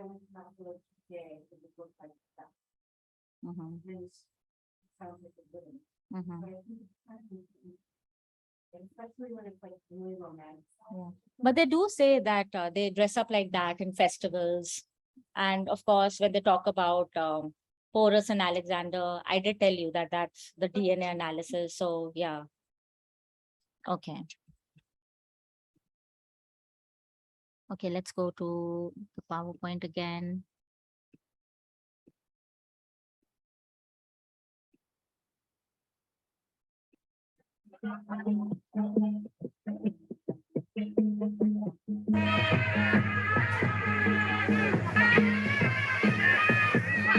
Binoy Behel has documented a lot of good The work. He's routes made very that good connected films. Central Asia to the Deccan and South India passed through here. In this harsh and inhospitable land, there are fertile pockets in the valley of the river Indus. These have provided a sanctuary for tribes from the Himalayan regions and from the lands of Central Asia.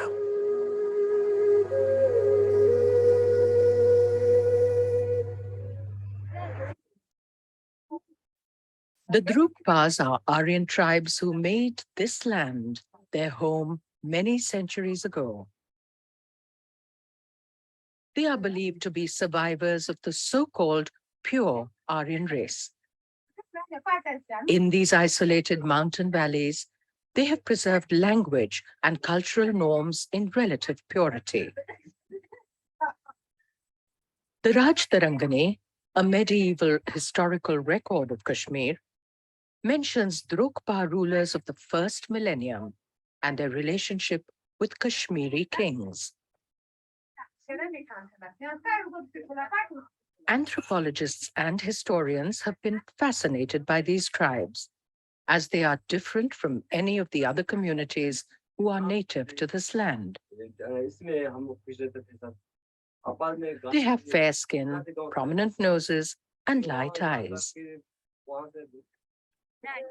They bear, in fact, a closer resemblance to Caucasians rather than to Asians.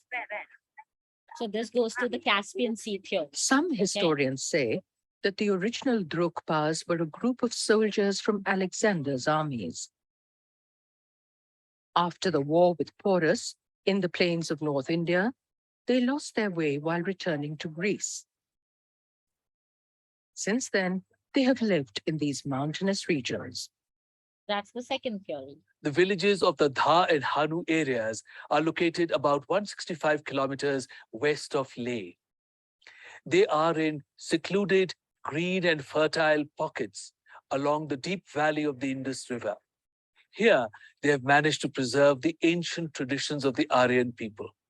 My first encounter, which goes back about 15 years ago in Bema, there's a very interesting person I came across who became my main source person, and his name is Chospel. Chospel is around now 80 years old.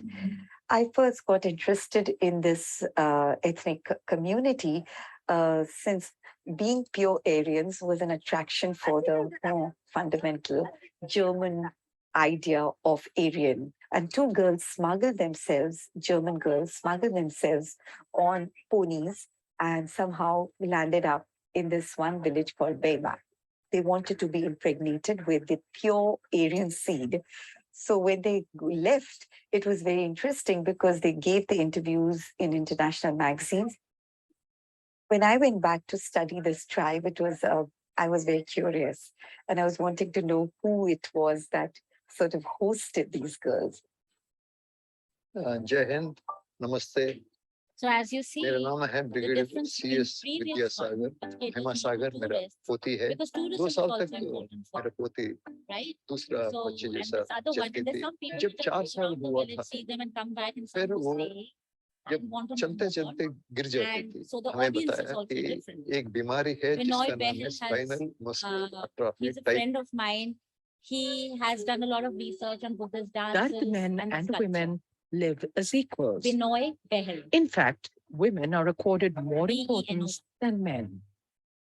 Quite often, women take more than one husband. These are sometimes brothers. So again, polyandry is in existence here as well.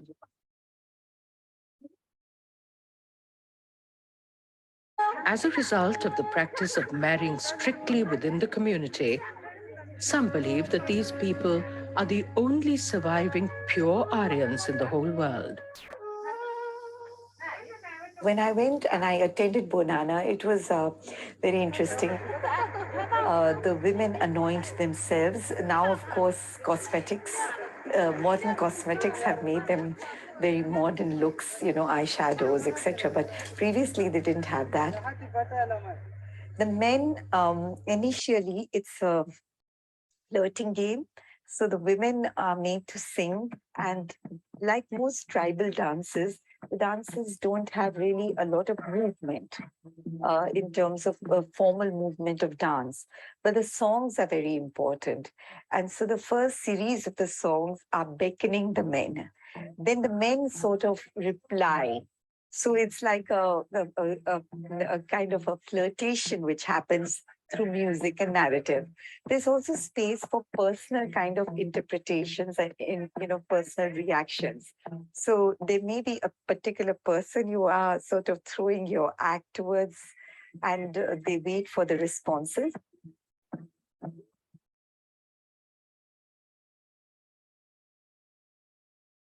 The festival commences with an elder relating the story of the arrival of these tribes in Ladakh. 18 hymns are recited that speak of the journey from Gilgit.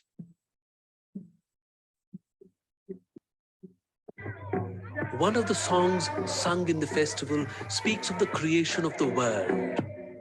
At the beginning, there was water all over the earth. When some of it froze, dust settled on the ice, and from this sprouted some grass. Soon, a juniper tree emerged from the earth, and gradually, the whole universe came into being. So again, juniper becomes important. It's very important for their rituals all over. The special Bonana pantheon is invoked for the 5 days of the festival.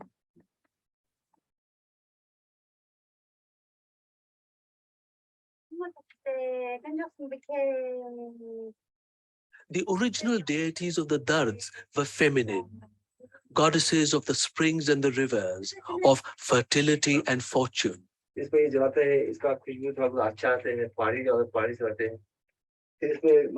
their rituals of death and in the importance given to the rivers, they are very similar to the ritualistic aspects of the Hindu faith.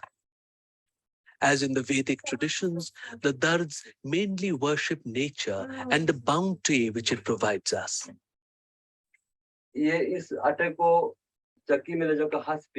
They also remain very concerned about purity.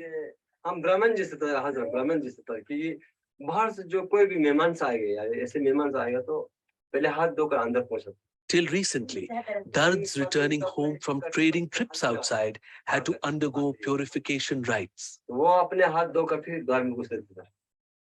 इसके बाद फिर लोगों से खाना शाना मिलजुल कर खाते थे। और कपड़ा हमारा जो पहले शुरुआत में हम बकरी बहुत पालते थे सर, 200-300 के करीब पर एक घरों में होते थे sir.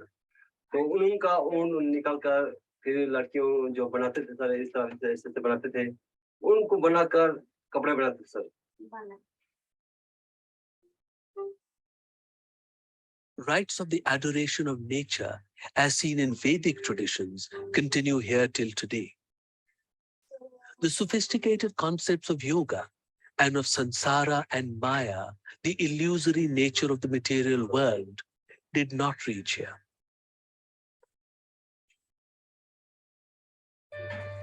Samsara and the aim of escape from it, termed moksha or nirvana, are the philosophic bases of Indian thought.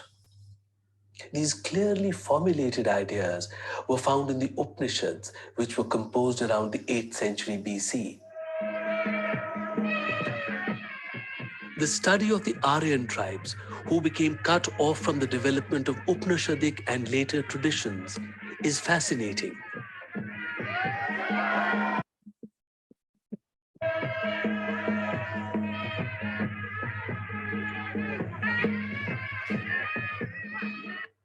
Okay. There's a similar creation that's down south, where there's one specific community of groups that looks different from everyone else.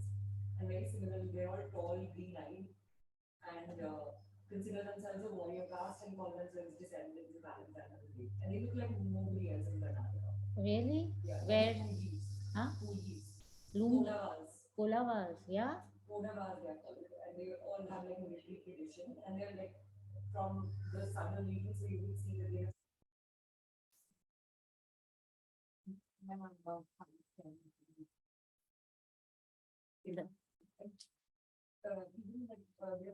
communities. So the ritual practices are actually pretty similar in the context of nature veneration and stuff. That's interesting. Yeah, it's a really interesting phenomenon. They're so isolated. Yeah. So yeah, so Binoy Behel makes excellent documentaries. He's not an anthropologist or an ethnographer, but he has a very different way of viewing things. Yeah.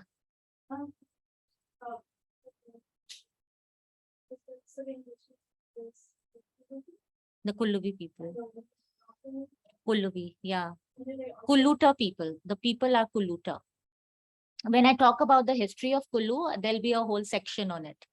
So I'll get you acquainted with, I just want to go step by step because, you know, there'll be texts that you have to deal with.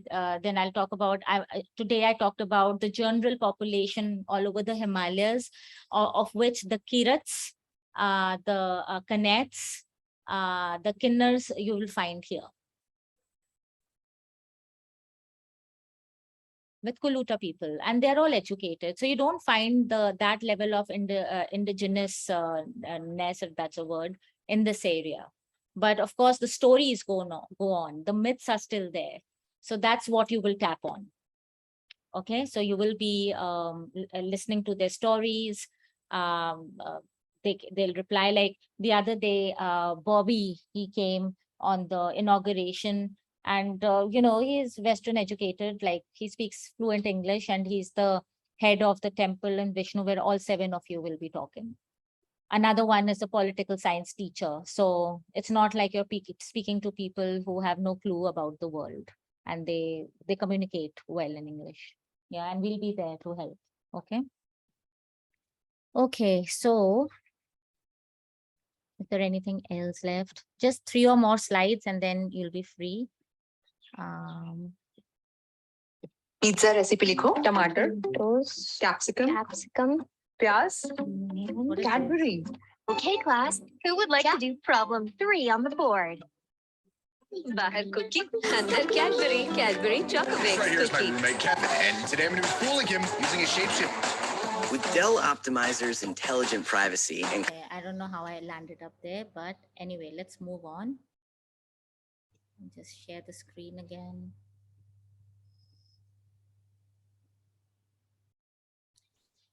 Then we have the Buchans, who are in the Pin Valley, and they also have the features of the Mon tribes that I talked about. I talked about the Mons. So this is Pin Valley, which is also used to be secluded a few years ago, but now the roads have come, so it's not secluded anymore. In 2017, when I passed through Spiti, there's another valley called Pangi, which was out of reach. Now it's within reach. 2 years ago, Lahore was out of reach. Now it's within reach. So a lot has changed within these 2 years as well. So development is going on very fast. Then you have the Gaddis. Okay, so I talked about the Gaddi dogs. They are primarily from the area of Chamba and Kangra. So, they were nomadic tribes. They used to go pastoral tribes. They used to go from, in the winter months, they used to come down to Kangra, and in the summers, they used to go up. Their wives and all would be in Chamba, while the males used to go grazing. You saw that documentary of the Gaddis with the sheep, all of that. They have classes in their structure too, the Brahmins, the Khatris, and the Rajputs. Their background is such. Ajay Varman, who brought the Chauhan Rajputs and the Brahman Gaddis in Chamba. So there was this ruler, Ajay Varman, and he migrated. He was a Rajput king. And also a lot of people you find here with the surname Thakur or Rana, they're all from the feudal class of Rajputs, the warrior class. And they are the ones who came here and they overpowered the native communities here. And what they built were their parcels of land came to be called Thakurais, so little kingdoms. So in a sense, even the worship of the deity became this little kingdom where the deity is the king, but the spokesperson of the deity are these people who are from the higher echelons, and they control everything that is in the boundaries of the deity, within the boundaries. So what happened is in the 8th century that a lot of Hindus fled because of the rule of Aurangzeb. Now, Aurangzeb was this Muslim ruler, Mughal emperor, who imposed a religious tax. And he really, those who did not pay were kind of slaughtered, they were punished. So it was really bad. So a lot of kings felt very insecure and they fled to other parts. And a good place to come, which was a little out of bounds, was the Himalayas. So with him came the Gaddi people. That's one theory. In the Rig Veda, in the 7th mandala, the Tristus used Shwitan Yacha with Kapardina, a white cloak with clotted hair, knotted on the right side of the head with ribbons. So they're described the areas of the 3 Gartas. The Trigarta area is where the Gaddis live. So the description of the, what do you call that? The hair and the clotted hair comes from the Rig Veda. The Gaddis were descendants of the Tristus in the Rig Veda. They wear white cloaks or cholas and keep long hair. So very, very similar. You find corroborative evidence in sacred texts, and then you find the presence of such people in the area that is being described. You have Urna or wool. So wool in the Rig Veda is known as Urna, is mentioned in the 4th and the 5th mandala. The areas known for wool by the Purushani or Ravi on the banks of the Indus or the banks of the Indus. So the name of Ravi river, which flows in Chamba, even today, its ancient name was Purushani. And in the Rig Veda, the name of that river is Purushani, and it does say that wool, the Urna was, this area was known for wool, and the Gaddis are known for their weaving capabilities in wool. Okay, the ancient name of the river that flows here is Bipasha in the Rig Veda. So this river right here is mentioned in the Rig Veda, but the name has changed. So you'll find a lot of local eateries by the name of Bipasha, carrying on with the ancient name, but the new name is Bias River. This is how a Gaddi looks. So the Gaddi man and the Gaddi woman, they are semi-pastoral and semi-agriculturists. They have dhan, which is the flock of sheep and goats. Men wear white chola, which is a cloak, 60 foot long, black dora. So that kamarband thing that you see is a black kind of rope, and a safa and a short trouser. Safa is that thing that they wear here. The short one is a safa. The women wear a cholu. So a chola is for males and the cholu is for females. She is also wearing a dora, a black one, a chadar on the head. So this is the chadar on the head, and a salwar. And a salwar is something, this is a palazzo and the salwar is like this, okay? Then you come to the Laholi women. They are Indo-Tibetan / Aryan. They are mixed, merchants and traders. They used to carry caravans with sheep, wool, salt, borax, and gems. In present times, they grow potatoes, tomatoes, cabbage, which are cash crops. The gompas and the chortens, which are these little stupas, they embody relics, monuments of salvation and worship, and they engage in polyandry. So when you go to certain villages in Lahore, the architecture of the house itself is such that accommodates 1 wife and 5 husbands. And the way they would mark respect, they would leave the slippers outside of the husband who is with the wife that night. I don't know how they work it out, but it sounds very complicated. Okay. And the whole reason for doing this is because these areas are it's very hard to grow things here. So the wealth, that is the land, has to stay, with one family. And protection as well from winters. So that's how they, and the ratio of men to women was also less women and more men. So how do they kind of navigate this? Is okay, let's have one wife and so many husbands. Today, there is a state of Haryana where the Mahabharat actually takes place, the war. And in that state, the ratio of men to women is really off. And the problems with that is they have started kidnapping women from other states to forcibly marry them. The number of rapes have increased. So this is what happens when it's all, like that. So that's why society kind of negotiates or navigates all of these things to make better whatever is there, so that instances like this don't happen. So in the past, it would have been the same. Yeah. Then you have the Gujars. The Gujars are Muslim and Hindu communities, pastoralists and farmers, and they also belong to the Chamba region. So if you find a person herding buffaloes, okay, they usually go down in September, October. They are dairy, they provide dairy to the villages. They are the Gujars. The men wear the safa. This is the safa, the blue colored thing that this man is wearing. They have a basket sometimes, buttoned up waistcoat without sleeves.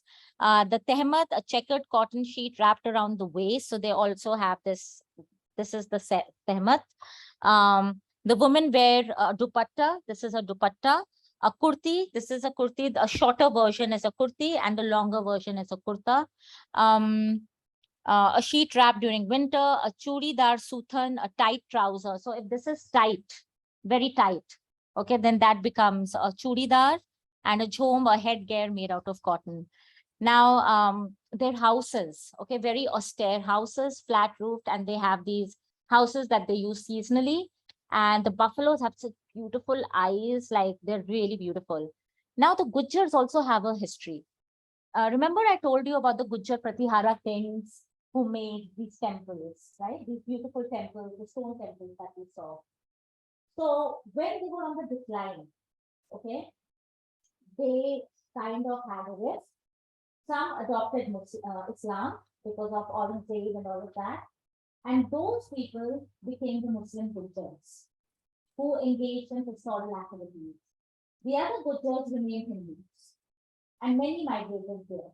So there is a backdrop of how they came about to be. If you go to the Dehradun Valley, there are a lot of Gujars there. They will have these beards dyed, and again, lots of buffalo milk. And yeah, those are the Gadis and the Gujar communities. If you go to Kashmir, you have the Bakarwal community. They're also, they're actually truly nomadic. The Gadis have now become more sedentary than nomadic because only the men kind of travel. So things are fast changing because we're living in a very changed world. And of course, with the corona, I would only think where did they take their feet to graze? Did they take permissions from the government to kind of allow it on the lockdown? And if they did not get permission, what did they do? I think somebody must be doing something about researching on this. So we are living in very different times, and a lot of these traditions are failing. So it's important to kind of keep documenting the change as well. So do you have any questions for today? Yeah. Is there any way you could share this PowerPoint with us? I think I recorded the video, so I can share the video. Okay, I keep doing that so that you can go over. Okay, that would be wonderful. Yeah. Because I just did record it. Yeah, there's so much information that I don't want to. Yeah, but also the people that I introduced you to, I will be speaking their language. So it's just to kind of think that what my, the beginning, whenever we are in a new land, we are like, information is just coming in because we're so different. But know that as we progress further, we're going from the larger to the specific. So things that matter to you for the current field school will be the ones you'll be focusing on. So you don't have to get overwhelmed by all this information, but I have to give it to you because I need to know the context, the larger context as well. Okay, so yeah. Yeah, but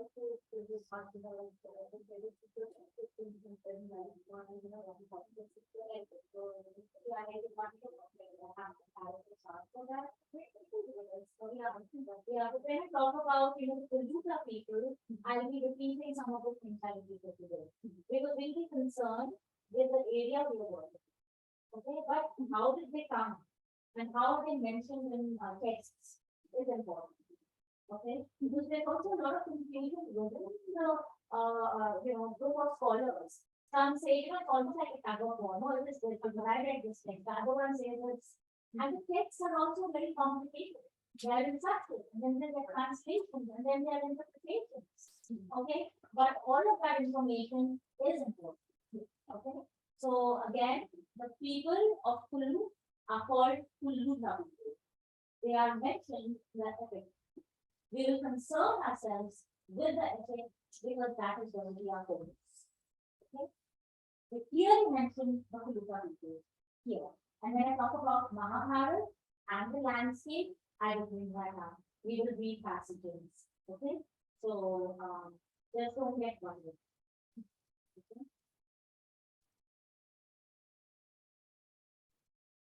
So I will stop here. Wait, let me just ask our dear friends up there. Payal and Katya. Yes. Do you have any questions? Meet your friends. They're all here. We are missing you. Okay. Any questions? Not really. Okay. Not really? Okay, no. Okay. Are you feeling okay? Katya's voice is coming back a little bit, which is good. Okay. Just keep having warm water and gargle with salt. Yeah. And do you want apple cider? I can send it. I don't know. Rina told me that you wanted apple cider. Or Katya, we were saying that like apple cider vinegar is also good for sore throats. Okay, I do have apple cider if you want it. So I think the salt is fine. Okay, keep us Yeah. posted. Okay, I'm ending class right now, okay? All right. I will keep you posted of what we do next. Okay, sounds good. Yeah.